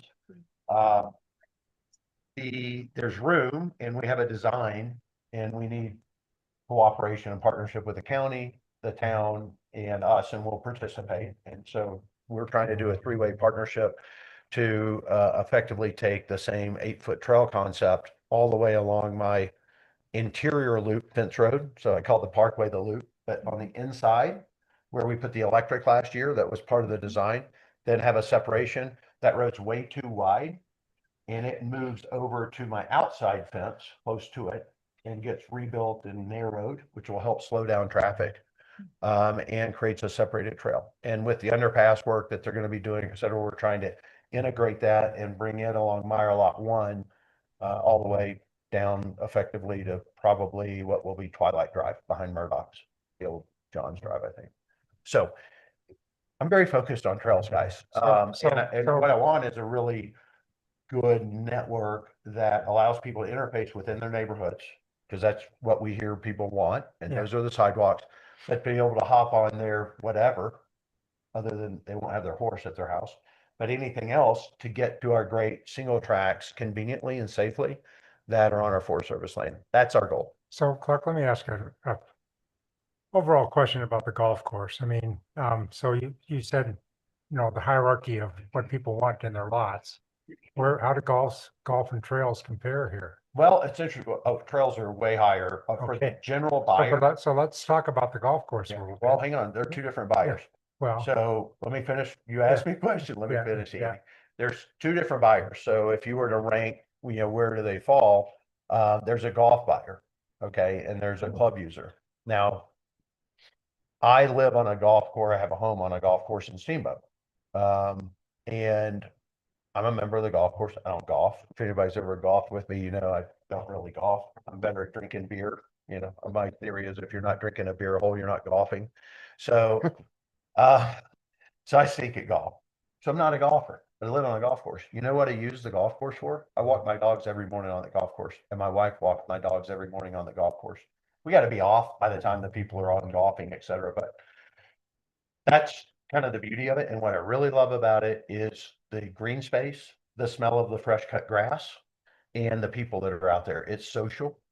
It fits, and it's a different client. So there's kind of when I'm answering your question, when you ask us do a survey or do a market study to the general masses, not everybody golfs, and golf was a massive declining sport pre-COVID. It's rebounded and it has a whole new following now with a whole new young generation that have discovered golf because of COVID. And it's a great way to get people out and to have them experience the outdoors, et cetera. So we're going to do golf, and it's, you know, part of our approvals. It's laid out. We're working on final designs now, but we still have, Andy, killer other spots and accesses to wonderful Forest Service adjacency and All great right, so trails. I get that. Let me continue that question a little bit. So we know the water situation. You've got water rights. Mhm. Do we really have the capacity in this? Because you're gonna have to pump water out of the aquifer to water this course, right? No. Let's be really Okay. clear about that. Yeah. Okay. We are using our raw water, our irrigation supply water, our senior water rights. I have a huge list of water rights and a Yeah. basket of water rights, but we have the oldest, second oldest water right in the valley, and the senior water right.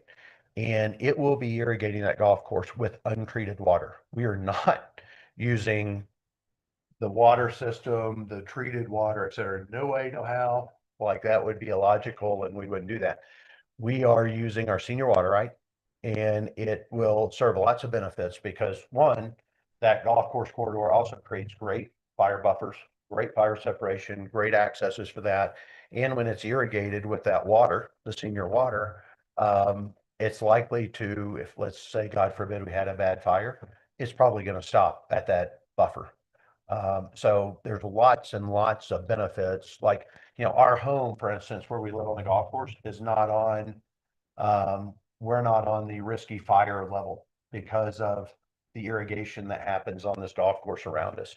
And it's all also done with senior historic ranch water in a raw water system. Okay, so we will be using a raw water, I'm going to call it, you know, independent parallel system to the town that in no way, shape, or form is pumping out of our aquifer, number one. And any of the water we keep in this valley ultimately does trickle back into the alluvium. Our aquifers underneath that in the troublesome. But there are connections to the troublesome to the alluvium. They just happen to be up valley and down valley from us. But I still think recharging the alluvium helps water get back to the Fraser River and keeping spaces green with our senior water and not letting go through a pipe to Denver is very important to our valley. So that kind of is the long and the short of why we'll continue to. Is there a way to connect the neighborhood within the neighborhood? These possible trails between cul-de-sacs, or Well, golf course preclude that, or? No, we have sidewalks everywhere. You don't want people crossing a golf course, the golf course corridors. There are crossings of the golf course, like for instance, we're probably gonna do a cut and cover tunnel on Grand Park Drive. You want to have as minimal road crossings as possible on a golf course. And we happen to have a spot where we're crossing, where we have Grand Park Drive significantly elevated with a fill. It's already built. And it's really easy to go put a cut and cover tunnel there and just have the carts go underneath, which very nice. So, you know, you try to minimize interface of people hitting white balls and people walking their dogs and riding their bikes, et cetera. Across at T's or anything, or I'm sorry? could we bring pedestrians across at T's, or? No, because when you're on the tees, it interferes with the golf experience. I promise you, it's all going to work very well. Well, And it will function in a very connected fashion. And the trail system, Layla's team's done a fantastic job of laying out a great, what I call my pedestrian network. That is, it has a variety of trails between, you know, we consider sidewalks trail and pedestrian oriented. And then we have trails, and then we have primary trail connections to where we really want people to go out and experience the forest. Yeah, well, it's imperfect in that, you know, you want to visit your neighbor that's a mile away that's got the kid on the cul-de-sacs, you know, out and around. It is, you're going to get in your car to go do it. So Yeah, I think Layla, we don't have any, I mean, that the one that he's citing on the 2,200 foot thing, I don't think we have any that are that far separated, do we? well, the town looked at 5,100 feet. Yeah, Layla, are you there? Yeah, yeah, I'm here. I'm here. Yeah. Yeah, we do have one of the big connector roads that runs up through 15 and 16W. That's pretty Okay. long, but it's along the golf course on either side. So we're not going to connect through the golf course. So But if you Yeah. talk about walking your dog in the morning, like on the golf course trails, do you think in the evening, like the later hours, that it's still gonna be available? When there's no, so what we do, and it would be only club members that could be on the golf, we can't accommodate the entire HOA and the general public. You can't have that. This is a private course. And that's how it was always intended. It likely probably affiliates with a hotel and is linked to a hotelier. And, you know, in my, you know, dreams, a conference center, proper hotel facility that competes with the likes of a Keystone or a Copper, because that's what it really takes to bring those kind of conferences. So that's more of an economic development issue, not really relevant for this discussion, but I think the fact of the matter is, you know, it depends on the usage and how heavy it is. But like what we do is we have an app that we can literally see who's golfing when. And you can tell when the tee times start and when they end. And we don't usually go out in the evenings, but early mornings, we're always, I mean, Meredith every morning walks the dogs super early on the course. And then I do it on a Saturday and a Sunday. But so I think the answer to the question is not preferred, not ideal. Could it happen? Yes. But the point, I guess, if you were walking on the golf course, to Layla's point, there's sidewalks that pretty much parallel it on roads because of the way we've laid it out. So I really do feel great about the pedestrian connectivity and how it all works up there. And if I didn't, I wouldn't be here presenting this plan to you guys.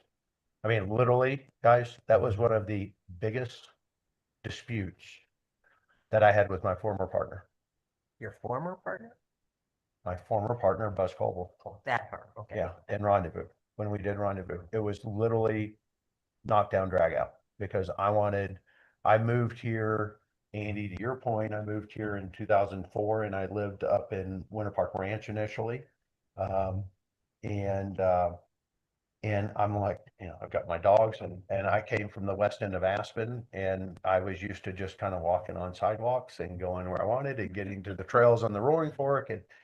And all of a sudden I'm in the roads with my dogs, and then I had a baby. And so I'm dealing with the dogs and the carriage in the road, navigating cars. And I was like, this is awful. Well, and Winter Park Ranch has carriage path easements through the whole subdivision that were deemed not public finally. I fought that one forever. Yeah. there. But I mean, my point is, it just highlighted to me, there had not been a whole lot of pedestrian connectivity like I've lived in and experienced most of my life, and like what I wanted to see as a development. And it was we had a big disagreement. Rendezvous today has a great single track trail system that, you know, really works well in 4E and ties in with the Fraser River Trail or the Fraser River that we gave. And that was how it was designed and intended, guys. I mean, golf and people on bikes or people walking that aren't golfing really don't interface well. And it's I a know big that liability. that's kind of the issue too. Yeah. So, Yeah. so Alan, you measured some of these. I'm not remembering the 5,100 measurement. So 22 is Apologies on that. 22 is the code, and I identified several segments that exceeded that. Okay. I know the big one it wasn't part of this development area. It was one of the ones further south that we discussed last month that I think was the Archer Loop Road that Layla was referencing. I don't know if that hit 5,100 off the top of my head, but it was quite a bit larger than 2,200 feet. And Clark, you do have a lot of places where lots back up to lots and cul-de-sacs where you don't have golf between. At least take a look at this. Oh yeah, no, I mean, we have an area, I mean, like case in point, like where we're doing filing one. There's some great open space corridors there that likely will develop. My gut is, you know, some single track connecting trails. Yeah. That people will go and enjoy the little open space areas that we left between the lots. which, I mean, I think that's a really great design too, so. Yeah. So I think that will happen kind of organically and naturally over time. Yeah. As well. So those would be kind of like green belts interior They are. to where lots back up to each other. Right. Yeah. Right. And that is part of Yeah. our dedicated open that- space on that plat. I've seen that in a development down in Austin when we used to have a house down there. We had our lots backed up, but they left it was about 30 feet wide in between where your lot lines ended. And that was a little green belt. Yep. And they had trees in there and everything, and people would walk that all the time. Yeah, and I think our approach and like filing one's a great example on those lots. They're smaller lots. They're not as deep. Like Leland Creek, they're Leland Creek width, which I think worked very well. But what Leland Creeks are really deep, and frankly, people don't want to care for them. They don't need that much space. And so our approach was, let's make the lots a little shallower and have little green belts behind them, which are all the little fingers that you see going between them. And I think it's a good design in that location, and I'm pretty happy with that. I think it's going to work out really well. I hope. Knock on wood. But yeah, I mean, I think, that's kind of my covering the trails, and hopefully, can we agree that I can forego the presentation on the trails? Yes, okay, here's my, so I love the picture of the green. I think it conflicts with the narrative that is in the number 3, where it says the 2005 PDD 23W includes terms open space and development. Development was slid in the 23W in the 2003, 2005 version to support recreational facilities like roads, infrastructure, a golf course, buildings, sports venues.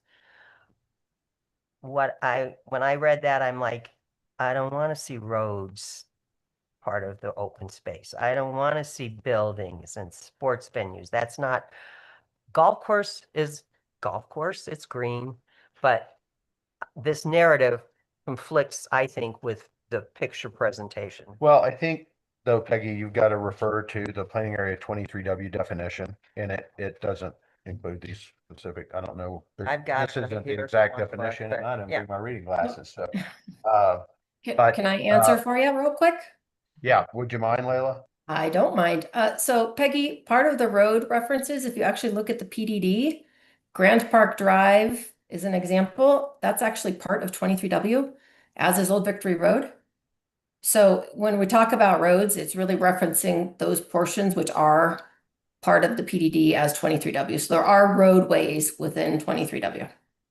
So you're not So, not and subtracting in those out addition, of the I'm sorry. acreage? So Oh yeah, that's it's part of the acreage, and it always has been. And if you look at the PDD, you'll see that for those major roads. She's correct about that, Peggy. That, and the one that's here, this is the 2003 PDD, which is not what we use. We use here's my 2005. I Well, actually if think you the got- note didn't change, but it changed, but No. you added the word in, well, the acreage changed. It got larger. You well, like that. 2 acres. Well, it's irrelevant Well, whether it changed or okay. not.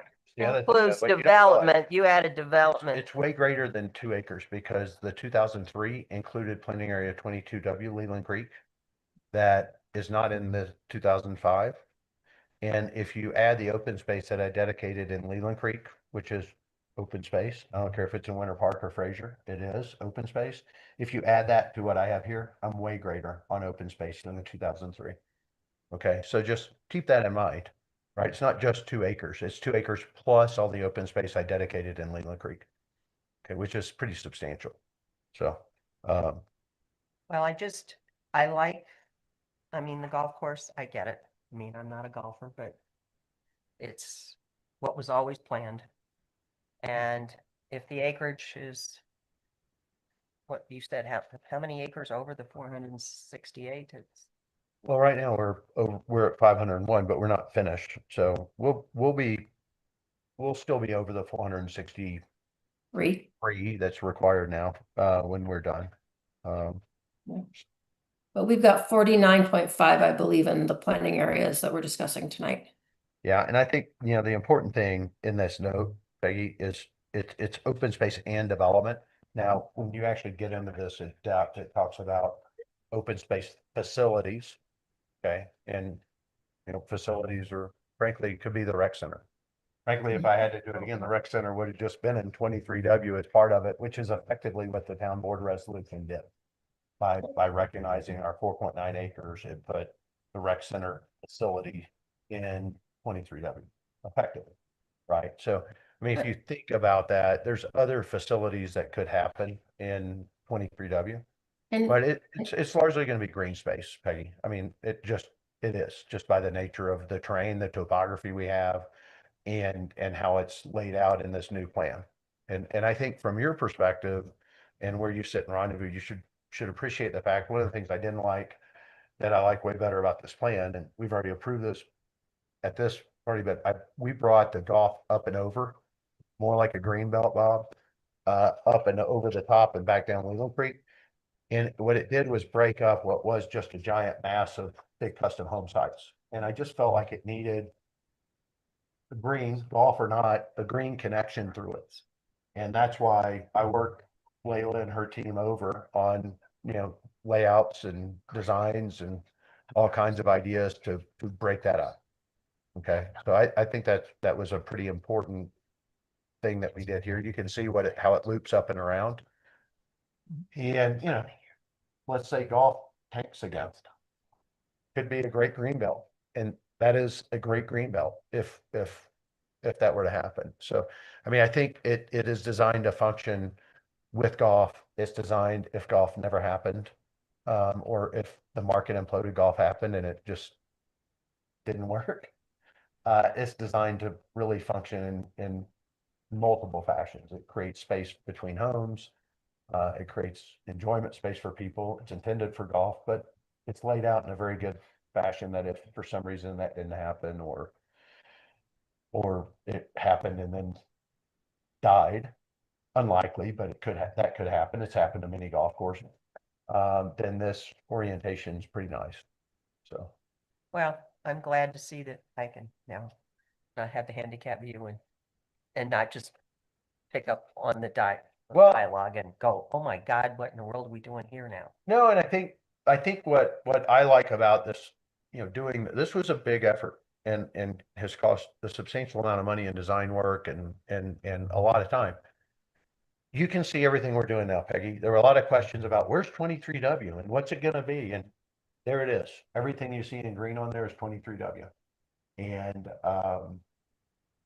like I said, I think that's pretty cool, and I think we created from an overall percentage of our development, and then if I factored in the open space that we actually are required to put in actual final plat areas outside of 23W, we preserved a lot of this land, a lot more than most developers would.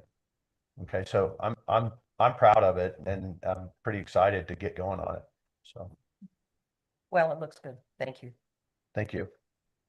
Okay, any other comments from commissioners? I have two comments. One on the motion. So are we in general agreement that we're removing the third So condition? You want to close your public hearing before you get into that? No. I mean, So do you have? we questions? haven't let public have comment. That's what I mean. So you don't want to get to that part yet. You want to focus your questions specifically on the application. Right. Okay. So I think I can help with that. Do you all think that I need to do my presentation on the trails that we went through last time, or does everybody feel pretty good about what we've laid out? and I'm talked sorry, about? I don't want to beat a dead trail here, but, so Clark, when you took Elliot out there, where was that trail route that you were looking at? I'll go show you, Andy. It's on the east side of the tracks, and it's in the, I was coming up through Elk Creek.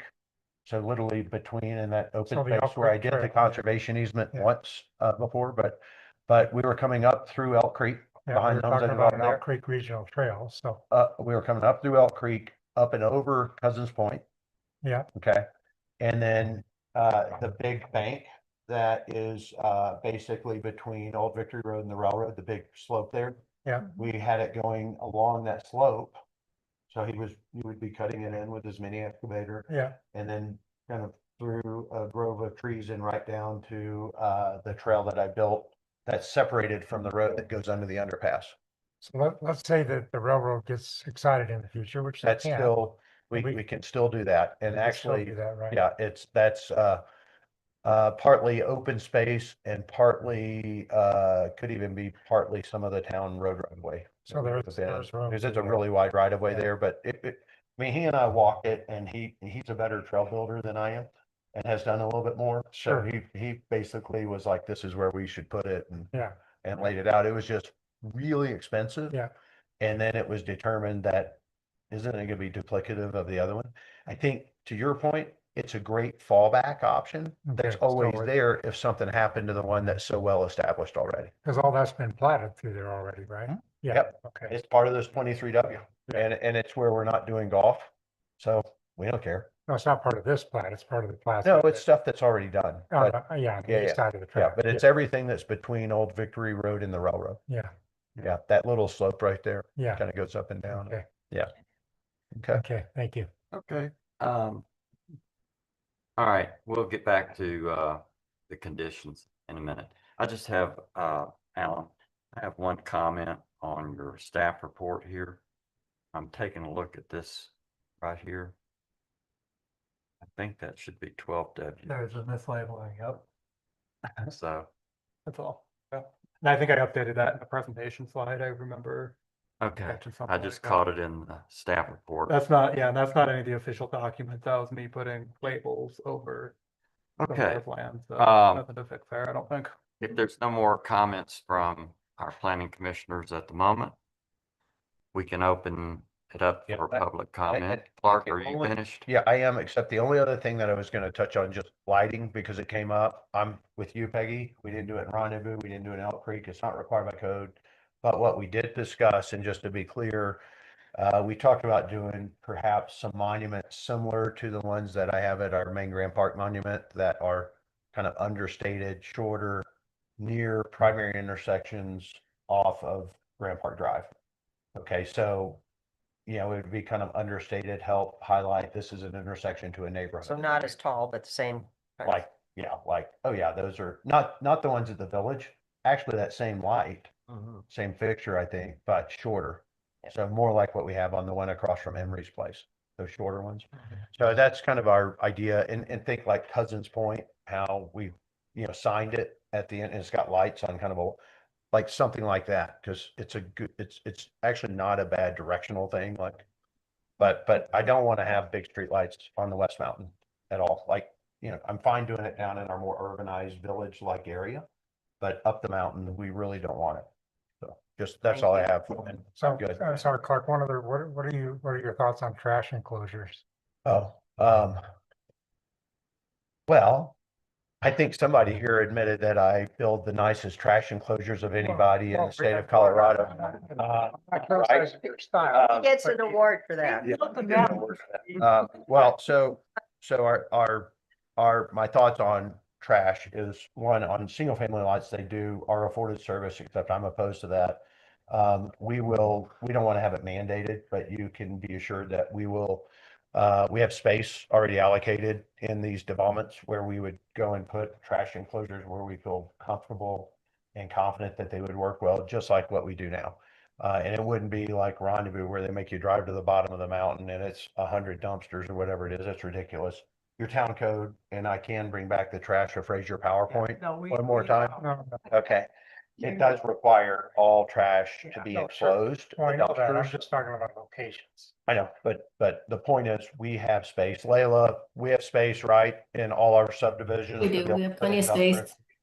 Yeah. We just wanted to have options to Right. locate them where they made sense to us at the time. Yeah, but I can tell you guys from a sales perspective, that is very popular. Way less expensive for our homeowners. It's built in their HOA dues. Way less expensive than individual service if you had to just go contract for individual service. And we only deal with a bear occasionally at one or two dumpsters, not like turning over, Yeah. 200 cans down the street that we would have to deal with. So it's good planning, it's good living, and our homeowners like it. We will keep doing them. We just don't want to mandate it at this stage. This is not the appropriate stage for us to go design, hey, we're going to put it right here. Okay. So that's all. But I can promise you we will have, I keep refining it. I'm actually adapting and adjusting and No, I made them too big, and so couches find their way into our dumpster enclosures. Guys, I can't make this stuff up, so we keep working with the trash company and tighten them up and tighten it, because I thought, oh, it'll be better if it's bigger. Not a good idea. So the last one we did, the Mill Apartments, has actually probably been the best.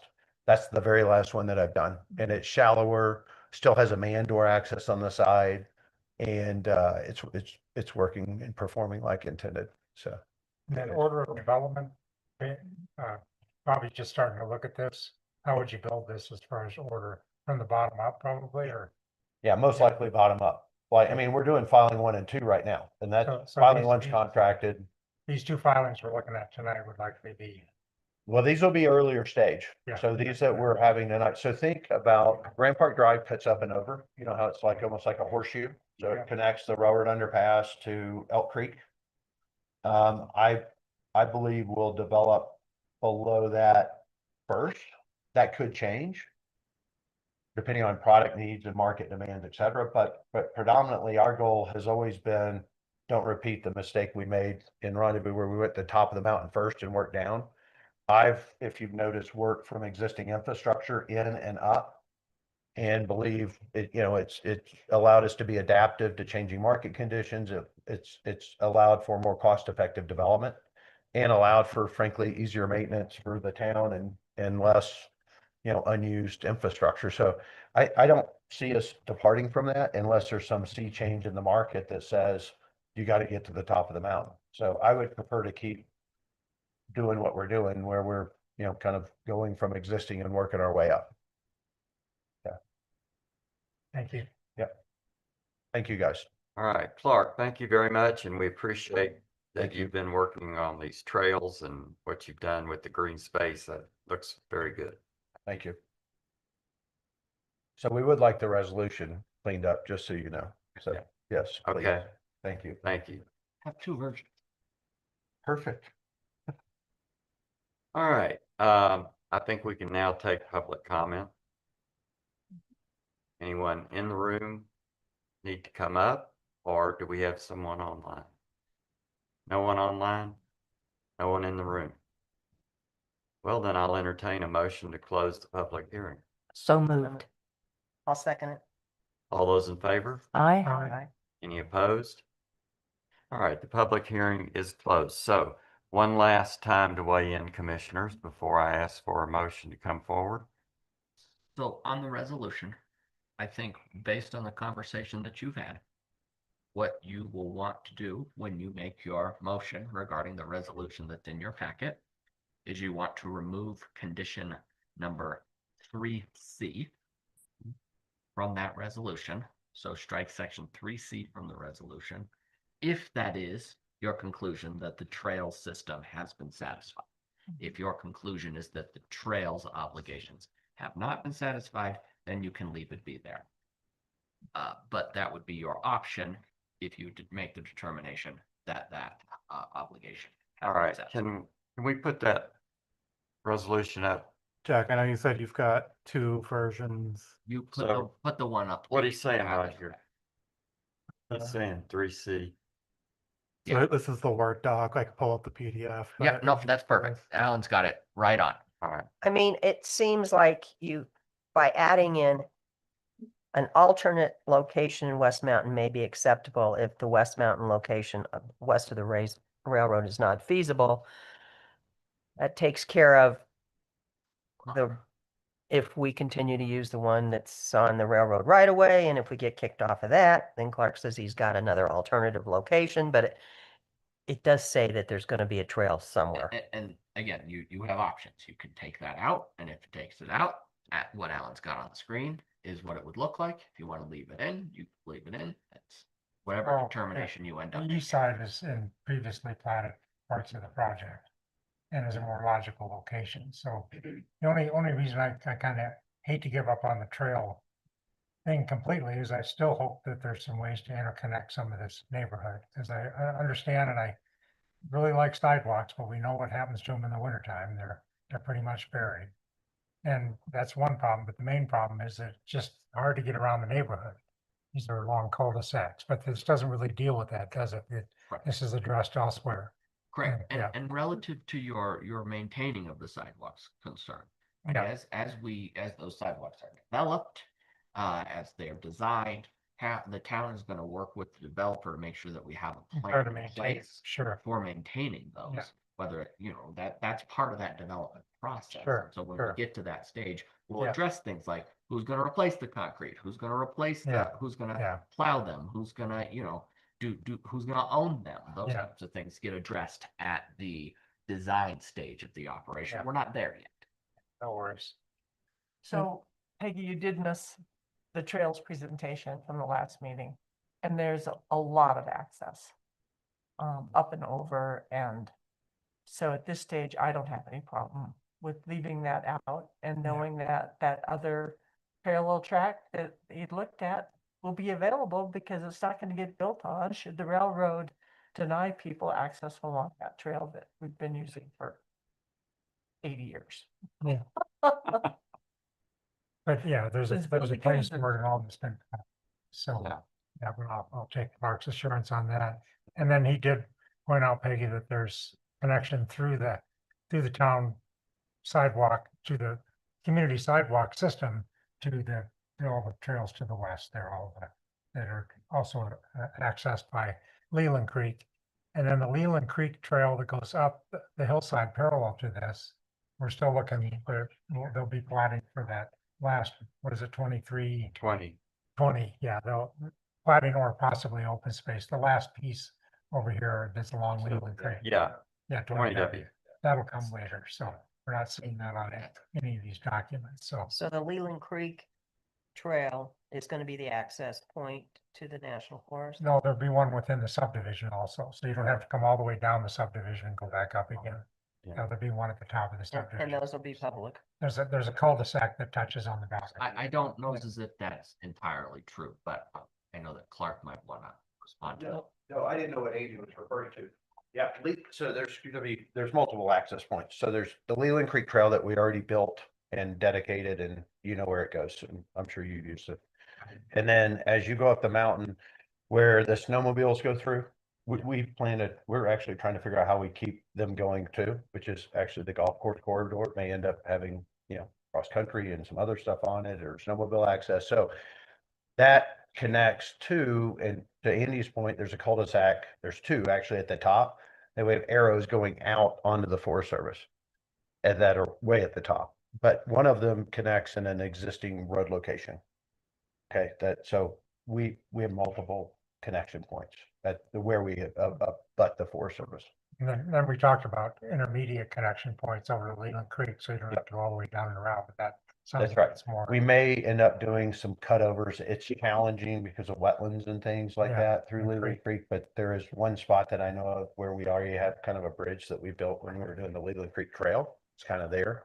And I think, there's some potentials for a couple of cutovers as well. So I put the map up on the screen. Thank you. Yeah, so- I'm sorry, I'm glad we got you back. 20 W is largely Leland Creek wetland, or? no, it's a planning area. And it may, we'll see what happens with it. It may end up being Cobles. It has to do with our partition many Okay. years ago. Right, It's still in my name. yeah, We tried to work with them to say, what do y'all want to do? So Is it's it- got its own zoning and it's allowed to build 60 something is it homes. in the town boundary? Yeah. Oh, No, yeah. it's part of the PDD.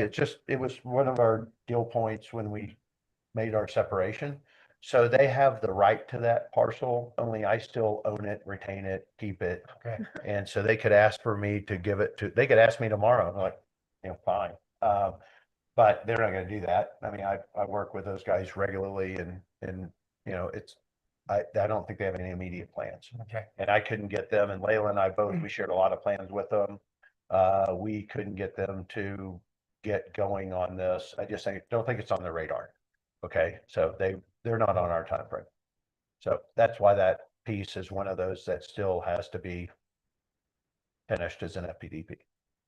And we did talk about the potential where there is an old bridge structure that's kind of halfway in place at least. Yeah. That might you be know. a point for cutover. We Good talked about crossover that point. at the last meeting and, Yeah. and I've been down in there. I know exactly, it's possible. there, We but literally it's laid some tough. huge spruces across, they were dead spruce, we just laid them Yeah. down across the creek. Mm. And then did these other ones over that, we were driving our farm tractor over it when we were building that, we were cleaning up the old Jeep trail in the side. Yeah. Like, I hope this holds. Yeah, it's still there and people walk over it occasionally, but yeah. So anyway, is that, Okay. Yeah. thank does you. that help you? Thank Okay, you. All right. thanks, guys. Thank you again, Clark. Yeah. All right. I'm ready to entertain a motion. Well, can we have a discussion? Or close the public hearing, right? It's already been closed. I was afraid you were going to have a board discussion. We can. Yes. Yes, we Yeah. can. Yeah. But I thought that's what we were doing. Well, What else want to discuss, Mr. Bowman? so, Jack, you made a comment, so the review was Alan's. And I'm sorry, I'm not recalling this exactly, but I think you commented it's kind of atypical to do this many subdivisions that are this far out in and these aren't subdivisions. These are FPDP. These are FPDPs, but you commented about a 1-year time period. Is this a typical process we're going through or? I don't think that I made that comment. Okay. I'm okay. sorry. Yeah, I've no worries. not been around long enough Yeah. to know how long a review is supposed Yeah. to take. Yeah. Um, Well, I can it's the commend expiration Alan. date that we talked about, with the previous agenda item that had me fairly well lost. I'm sorry, but That's anyway, all right. it's, heavy stuff. no, it is, no, but my objection to this at the last meeting was that we're planning so far out in advance here. And I understand these are conceptual drawings. They still got to come back for preliminary and final plats for subdivisions. But all of this affects the overall layout, which is good to see, this helps us make these decisions going forward into the future. But we may be making them under a different set of parameters too. So- Correct, but you're not making and I mean, Alan has done all the work here. Sure. So I'm sorry to I look need to to you give like him that. all Well, the credit. and in the world. previous Yeah. town staff, Yeah. obviously, and Yeah. refer. I have done nothing. He has Right, done all the yeah. things. I wrote a resolution. That's my only contribution. Yeah, But regard to, are we getting too far out in advance? I mean, that's what planning is, right? It's aspirational and then things change. And so, we're gonna come back with plats. We're gonna come back with preliminary plats, final plat. We're gonna come back with, site plans. There's still many, many more stages there are lots of steps. before anything is set in stone. This is entitling land.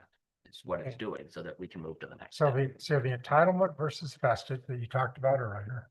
Okay, how does this fit into that? In other words, if he comes forward with a plat for one of these subdivisions, a preliminary plat, and the conditions have changed, it doesn't work for some reason, how much right does the town board and the planning commission have to make changes to that, to request changes to that? I'm sorry. It is What's that might be a legal question. Sorry, I wasn't really looking at Jack, so I wasn't sure if that was a question for him. So the right with regard to changes to anything in Grant Park is currently dictated by the annexation agreement. Right. So we're within that 25-year window where the annexation agreement essentially controls in that everything related to the PDD, that is the vested right that has been given by the annexation agreement. Right. So developing according to the PDD.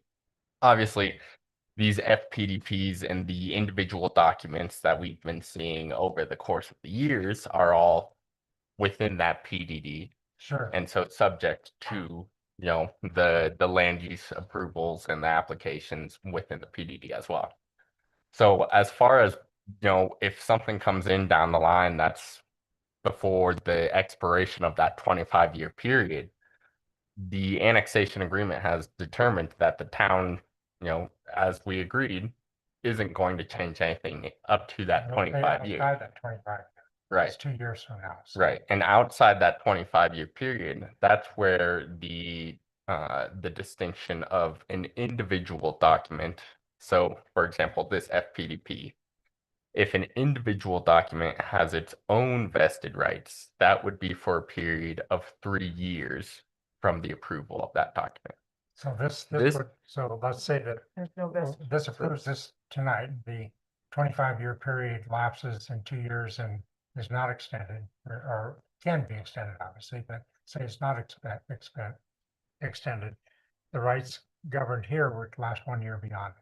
No, because this application does not have vested rights. This is purely an FPDP. So there are no vested rights accompanying this application. It wouldn't survive past the end of that. It could be changed again in the future is, Right. is what it would be. So this, But it would, if something in this FPDP, this is the FPDP, it remains the FPDP unless and until Clark comes back to us and says, I'd like to amend this FPDP.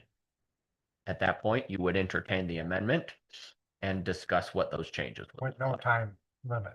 There's not a time limit on that. So where's the 3 years come in? So that is a separate item. So an FPDP has indefinite approval duration per the town This has code. indefinite. Right. Yeah. But vested rights do not last indefinitely. These are And not that's vested rights. right. So This does not have a time limit. Correct. Right. right. But in the situation that you are considering where, down the road, 3 years from now, something changes where this is inapplicable to how the town is growing, the town has the ability to make changes at that point, given certain other situations, as we discussed earlier, if there's common law vested rights, that may be something to consider. But if the town looks at this, nothing's been happening for 3 years, this FPDP just doesn't make sense anymore, the town has the ability to make changes for that area.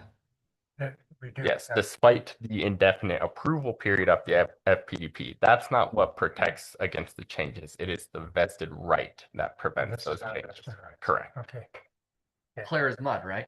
Well, I think Yeah. I understand it. I mean, I'm trying, what I'm searching for is a feeling of how much we tie the hands of future town boards. I don't think you're tying the hands of Yeah. anyone. You're saying that as of today, Yeah. this is the plan. Yeah. But the plan Okay. could change in the future, and in the future, you could contemplate those changes. But Yeah. as of today, this is the plan. Let's go forth and do it.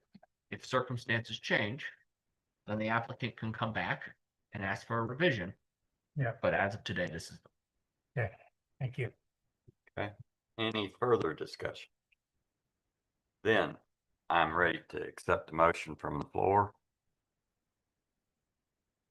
I'll make a motion to approve resolution 2026-0602, recommending approval of the FDDP 7W 8WA for Grand Park, West Mountain.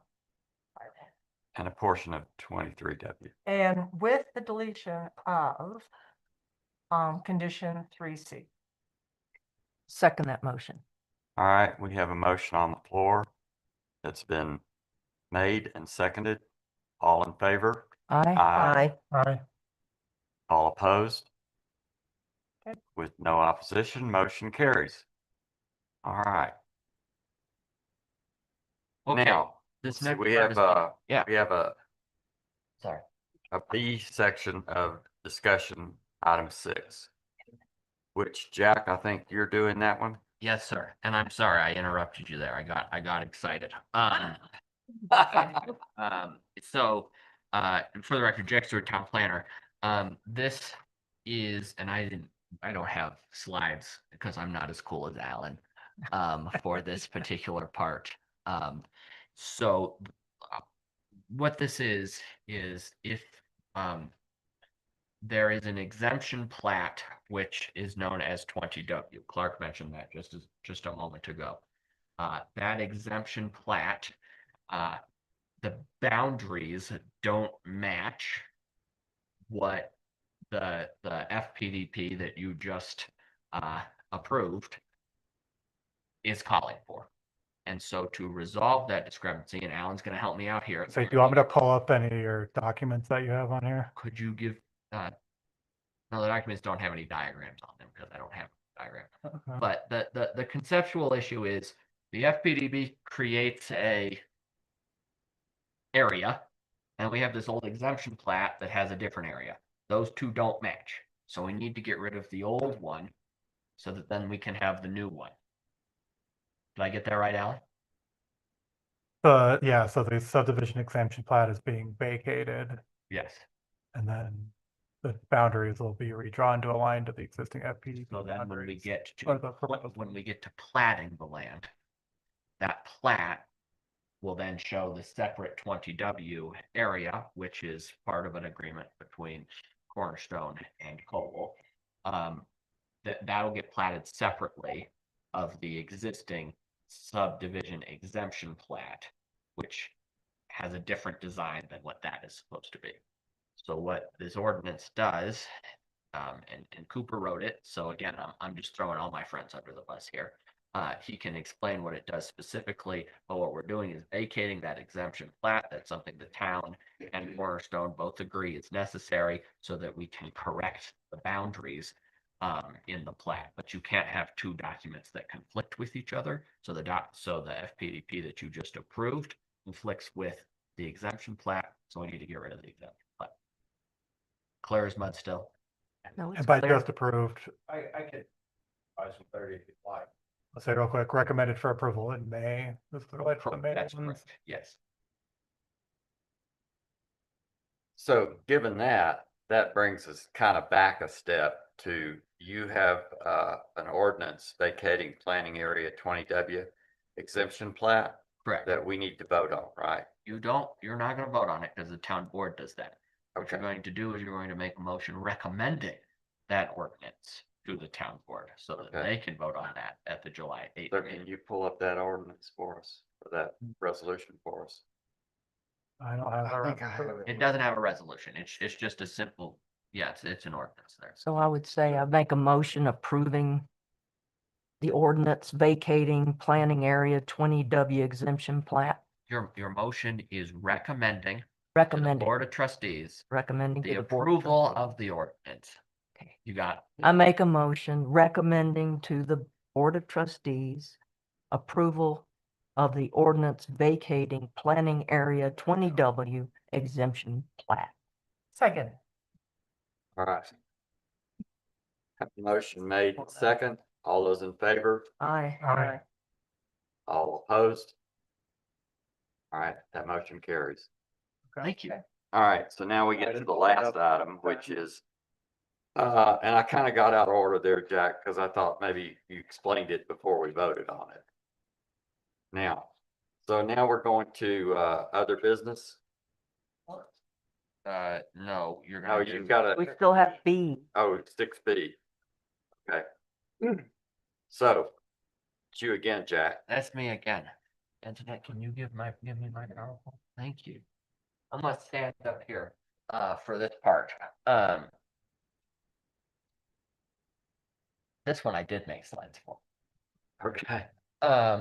So this, we had discussions last month, and Alan and I have had discussions, and Cooper and I have had discussions, and Kent and I have had discussions, about how the, thanks, Good Mark. night. I have a hungry 60-year-old. All right. Okay.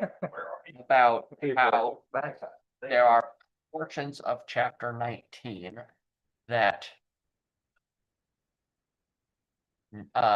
about making some changes to chapters 18 and chapters 19 of the municipal code.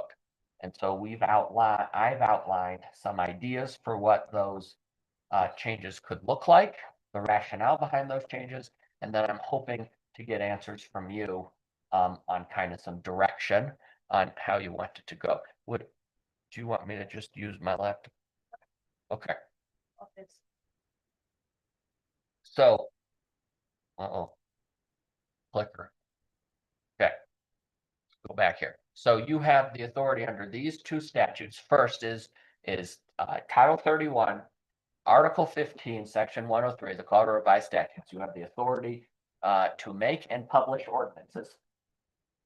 And then in Article 23, Section 301, you have the power to regulate and restrict the height, number of stories, and size of buildings and other structures percentage of a lot that may be occupied, the size of yards, courts, and other open spaces, the density of population, the height and location of trees and other vegetation, the location and use of buildings, structures, and land for trade, industry, residence, or other purposes, and provide for the manner in which said regulations and restrictions are determined, established, enforced, and from time to time amended, supplemented, or changed.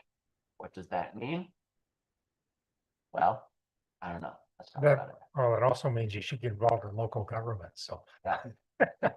So these are the sections of the town code that I have determined are in need of a little bit of adjustment.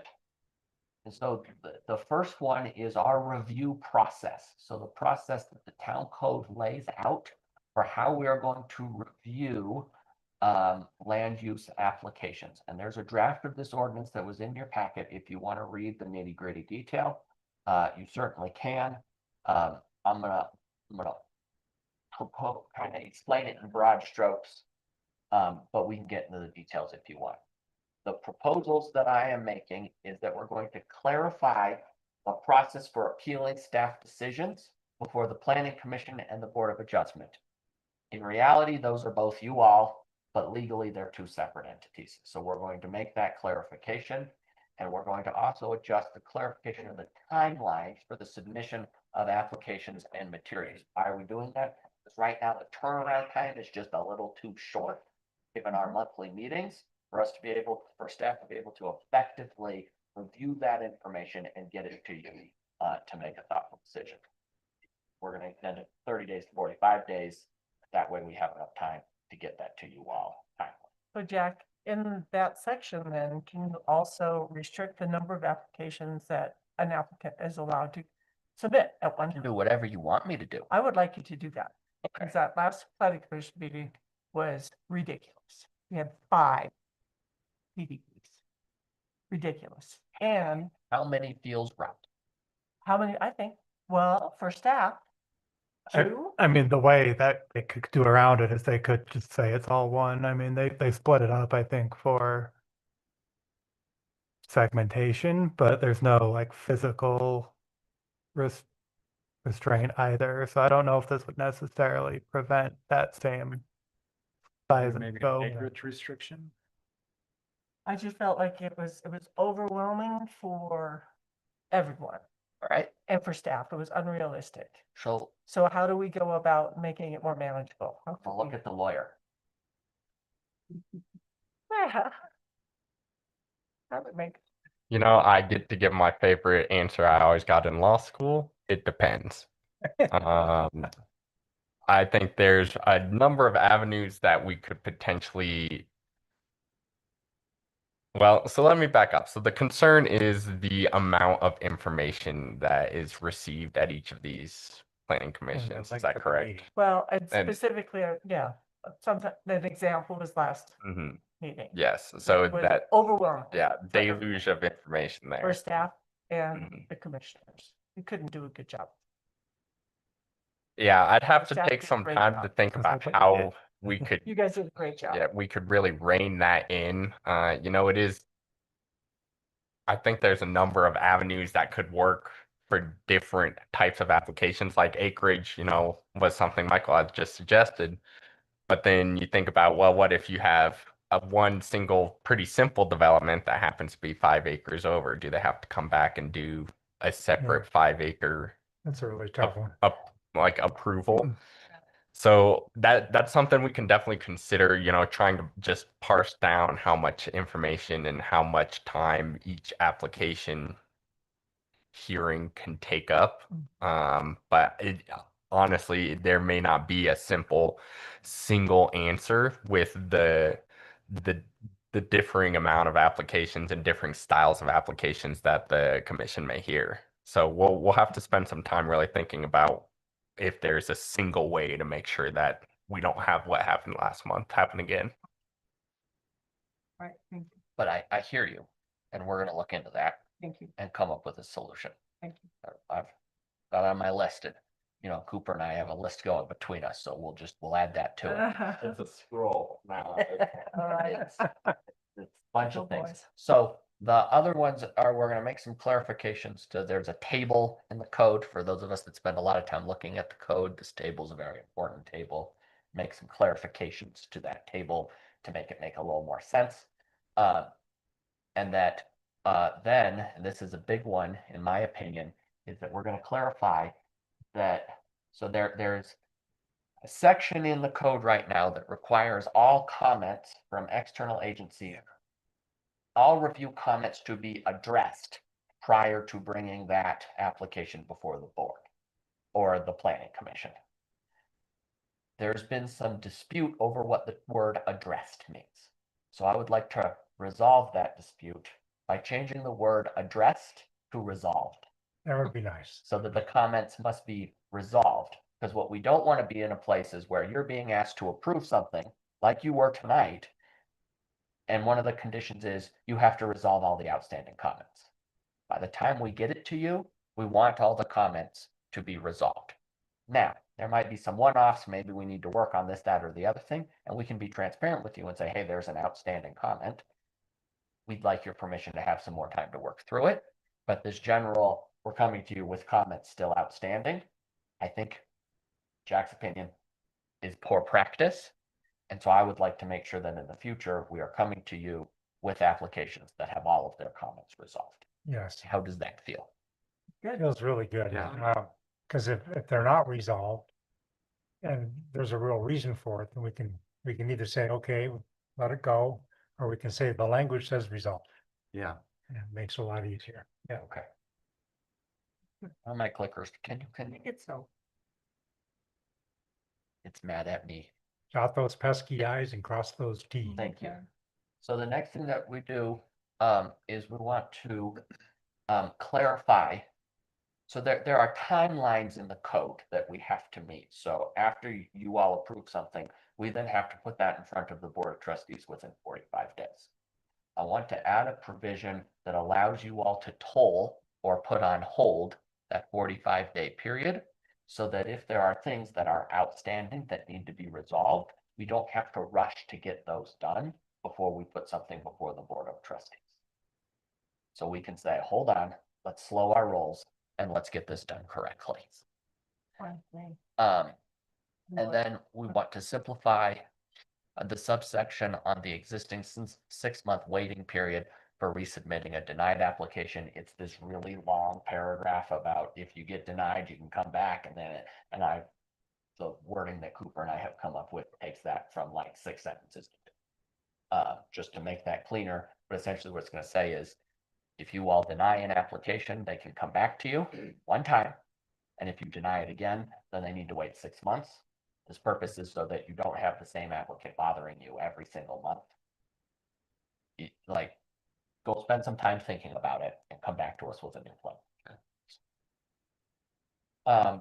We want to clarify the provision around the requirements around the applicant submitting the town for its costs. We incur costs for our legal counsel, for our engineers to go and review these things.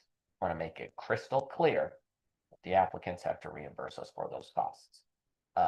Just to remove any doubt in the future of a applicant saying, I'm not paying you for that. We're just make that crystal clear that if you choose to submit something, you have to reimburse us for those actual costs. And then the next part is a big one that Kent mentioned in a previous meeting. We need to have better version control. The reason why we got into that litigation over the conservation easement was because documents changed from version 1 to version 2, and we didn't catch them all. And so we're creating a requirement that very firmly says you, the applicant, need to tell us the differences between this document and the last document. You need to spell those out. You need to be very detailed about that. And if you miss something, that whole application is null and void. If you don't call it out and staff finds it later because you were trying to pull one over on us, Like this. the whole thing goes. You're here. Here, exhibit A. Very good. It took us friggin' 50 years to figure this out. No? Good. We're getting smarter. I know. Okay. Just not quite as nice as we Just used to take be. time. Now the clicker's working. It was just it was misbehaving.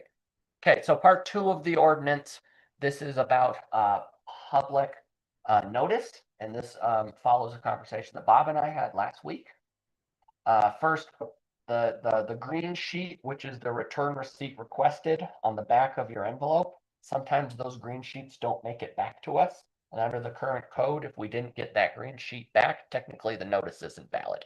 So I would like to remove the requirement that we send it return receipt requested and just require it to be certified mail. We still get a tracking number. We're still going to be able to prove that the applicant got it. Yeah. It's just if that pesky green sheet doesn't make it back to us, it doesn't make the notice void. How do we feel about that one? Sounds Like good. that. Okay. And then the next part is from the conversation Bob and I had, which is the county requires you to put a sign on your property that says on this day, at this time, in this place, there's going to be a public hearing. We send mail to people within 200 feet, but maybe you don't live within 200 feet, but you drive past that address all the time, and maybe you do have some interest. Yeah. So the proposal is to add to the code requirement that those signs go up. Again, staff will have to figure out what that process looks like. I'm assigning myself that job. But that way we can, encourage more public participation. Yeah. Okay. I like those signs a lot. Then this next part is to a different chapter. This is chapter 18. This is about the building code. Chapter 19 is the land use code. Chapter 18 is the building code. And so these are the local amendments to the International Building Code. And what I want to do is change the section on building permit expiration to allow the town to impose conditions to a building permit expiration extension. So right now the code allows you to get an extension. Permit lasts for 24 months, essentially 2 years, and then you can ask for a 180-day extension.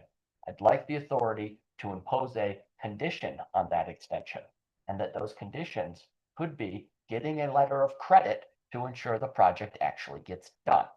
Spent a chunk of my day today working on a property that's got their first permit in 2019, has gotten many extensions to that permit.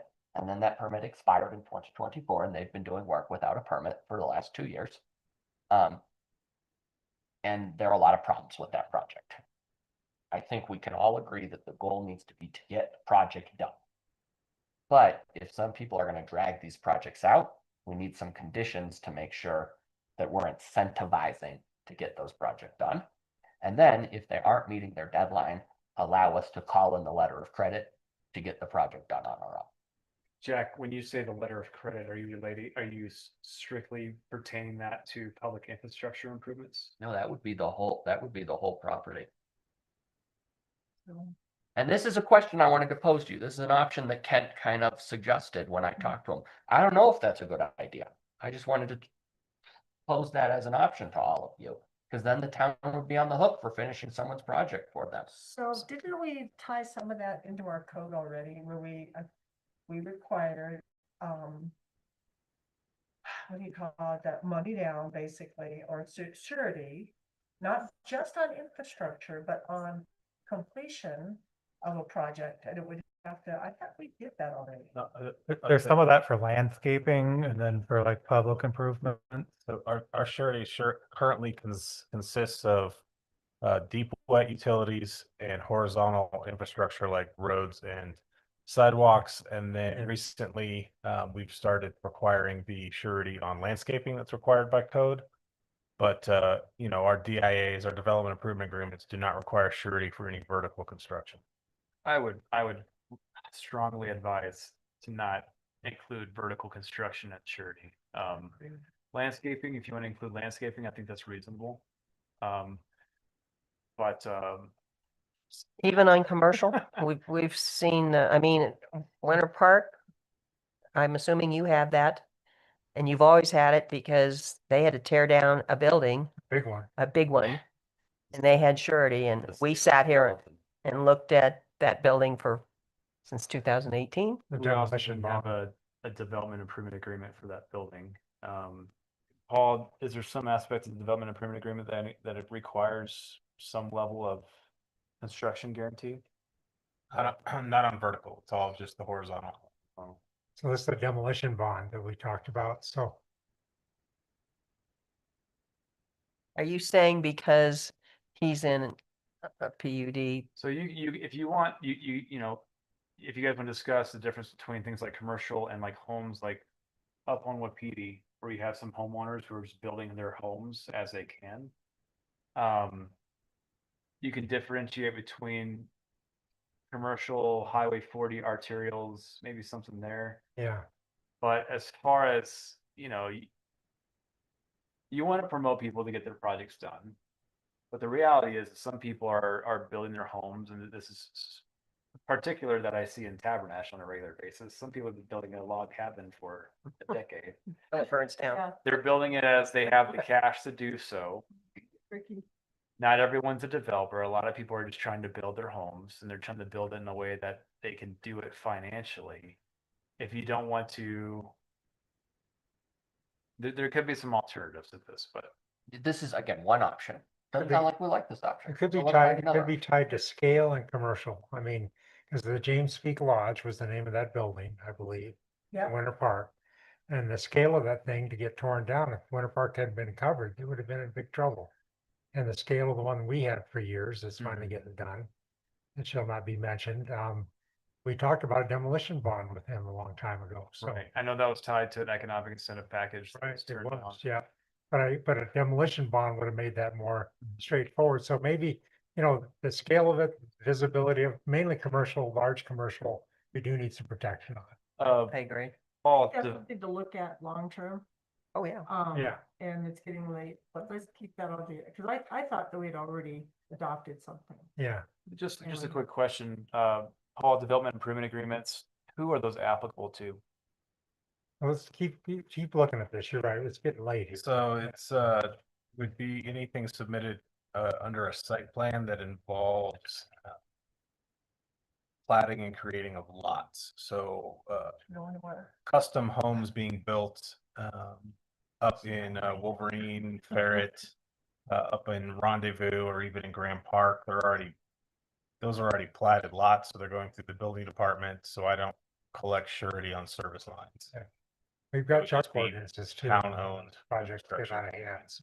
And so that brings us to the next line there, which is if you aren't getting the project done and we get to the point where your permits have expired, it's been 2 years, there's a problem, then you would bear the cost of correcting that problem, which might mean tearing it down and starting over.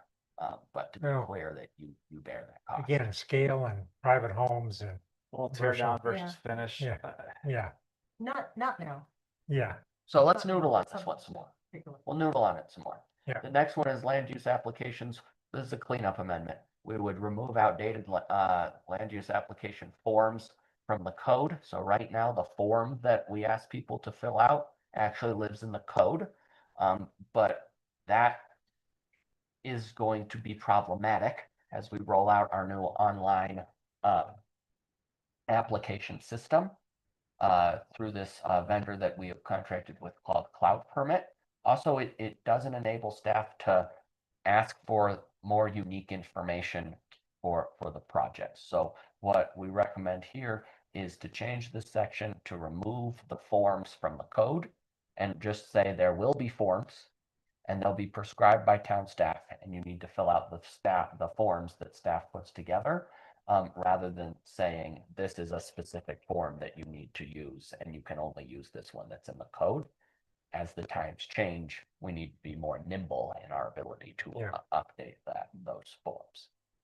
And you'll accommodate with that written forms for those people that are older and frustrated doing anything online. No, I don't see friends that are in that boat. Yeah, I I know, mean, Katie, I've been running the cloud permit thing. I actually can do it. I know. I'm thinking about some other Well, people. we are going to push very hard to move everybody online because that will improve the efficiency of staff. Sure. And if you're struggling to use the systems, I will make a commitment now that anybody can stop by and see me Yeah, and we can work together. But we're going to move away from paper forms and into the online system, and we'll help people overcome those online difficulties so that we can do that. we're going to fix an issue in the signature block text. It needs the word trustees after the word board of. So we're gonna fix that typo. And then it says he in every place. There might be some she's, so I'm gonna make that gender neutral language and change it to they. That's what that section does. And then we repeal a whole bunch of outdated and inconsistent and unnecessary provisions that just aren't applicable anymore. It's from stuff back in 2018. 2018 was a long time ago. We just don't need that stuff there anymore. And then part 9 fixes the citations so that it points to the right place. That's what our proposals are so far. Oh, and then there are 3 provisions at the end that Hooper was nice enough to write for us that creates a severability clause and effective date and the publication. So that intro paragraph that you showed us at the very beginning said we govern the height of trees. You can if you want. Could we get rid of that? I don't want to go out and red tag a nice big tree. We can take that out, absolutely. No, just That was gonna bring me to my next question. I've made a long list and it's getting late, so I'm gonna send this to all of you and I want you to ponder it and maybe send me back some thoughts on how to respond to some of these. But there are a long list of things that in talking with, well, just I've observed and that Alan and I have talked about a little bit, that we just think we can, fix up a little bit to make everyone's life a little bit easier, right? Stuff around our push-up reviews, our preliminary plans. If it's a preliminary plan, do we want to take that to the planning commission and to the board of trustees, even though it's preliminary? So it'll just all change at the final one. Like, what's the right approach there? I've in the other jurisdictions that I've worked in, you plat your property first, and then you make your site plan about how you're going to use that property. We seem to have a lot of site plans, but not a lot of plats. Maybe we need to think about having an order to things to make sure that do we want the site plan to go first? Do we want the plat to go first? Right now, it feels like for some developments, the plat goes first and then the site plan, and in others, the site plan goes first and then the plat. Probably have some consistency across the realm there and make sure we're doing things like that. Final acceptance of infrastructure, right? Is that something the board wants to see, or is that something we can trust our public works director and our town staff to be looking at? I don't know. These are things we should think about. What about our landscaping obligations and fences? Right now, the only time the code mentions the word fence is to say that a fence is not a wall, and a wall that is over 4 feet requires a building permit. Do we want people to be putting up fences that are 12 feet tall? Because right now the code allows them to do that because the fence isn't a wall and there's no permit required for a fence. I don't know. Maybe that's something we need to think Our fence about. was restricted to 6 feet. The code doesn't have a restriction on the height of fences. It says that if a wall is going to be more than 4 feet, it requires a building permit. But it specifically says that a fence isn't a wall. Yeah. So I don't know. What do we want to do there? Do we want to have requirements that people, about maintenance of their property? Are we all right with people having shingles on their houses that are falling down? I don't know. Maybe that's something we should think That's the about. junk ordinance, yeah. But the junk ordinance Yeah. leaves room for interpretation. So should we clarify those types of things? I don't know. Let's think about those things, right? Do we want to require people to have proof of water and sewer service before a building permit? I'll just say administratively, we won't approve a building permit if they don't have water and sewer, but that's not technically in the code. So someone could challenge us on that. Yeah. We have this outdated reference to an emergency service impact fee, which Alan tells me the town used to collect these fees way back in the day. But now the fire department does it themselves. Do we need to leave that in the code? Probably not. We should probably clarify the names of some of our departments because the departments' names have changed. What about a fee waiver process? We talked earlier at Cooper for a while about durations of approvals. We want to take a look at that section to see how long should these approvals be valid for? Do we want an FPD of approval? Okay. This is enough. It's enough, but this, we got a lot to look at. We have a lot to look at. You're Again, this is supposed to be introductory to start thinking about these things. This is the last one. Oh, good. This is the last one. I just want you to percolate on them, to think about these things. And we did talk about dark sky. Dark sky, Yeah, right? dark sky's a big one. What's the definition of a dwelling unit? right? These are all things I want you to think about. I'm not asking you to do anything right now. I want you to think about these things. Start percolating on them. Because I'm gonna come back to you next month and we're gonna talk about where we want to go from here. And then I think this is an ambitious timeline. So we'll maybe slow it down a little bit and take the August meeting as well. And then we can try to put some of this stuff together. How's that sound? Yeah. Great. And Okay. you had mentioned in here about changing the requirements for plan reviews for the fire department from 16 days to 16 work days. 16 work days. And that's good. My Correct. husband used to do that, Jeff. He said that would be great, much more appropriate. with So we're, Legal but holidays. we can do, so that brings me to the last thing that I wanted to tell you about, which is that I've made an administrative decision that instead of using 16 days, there will be 16 work days to allow our external agencies time Sure. to review the And application. we love administrative decisions, so. I Is just that so number good for you. 7? All right, that's what I got. Again, I want you to think about it. I want you to talk to me about it. That's number 7 there. That's my administrative decision. Okay, Um, That way I read it. yeah. That's all I got for you all. Again, it's a lot. I'm sorry, it's late. I- You've been Think about busy. these You things. found the stapler in the bathroom and look what else I did. Yeah. Think about these things, noodle on them. Next month we'll talk more and we'll see what direction we want to go. Thank you, Jeff. All right, thanks. All right. Thank you. Thank you, Jack. I think we can have a motion to adjourn at this. So moved. Second. I'll, All those in favor? hi. Aye.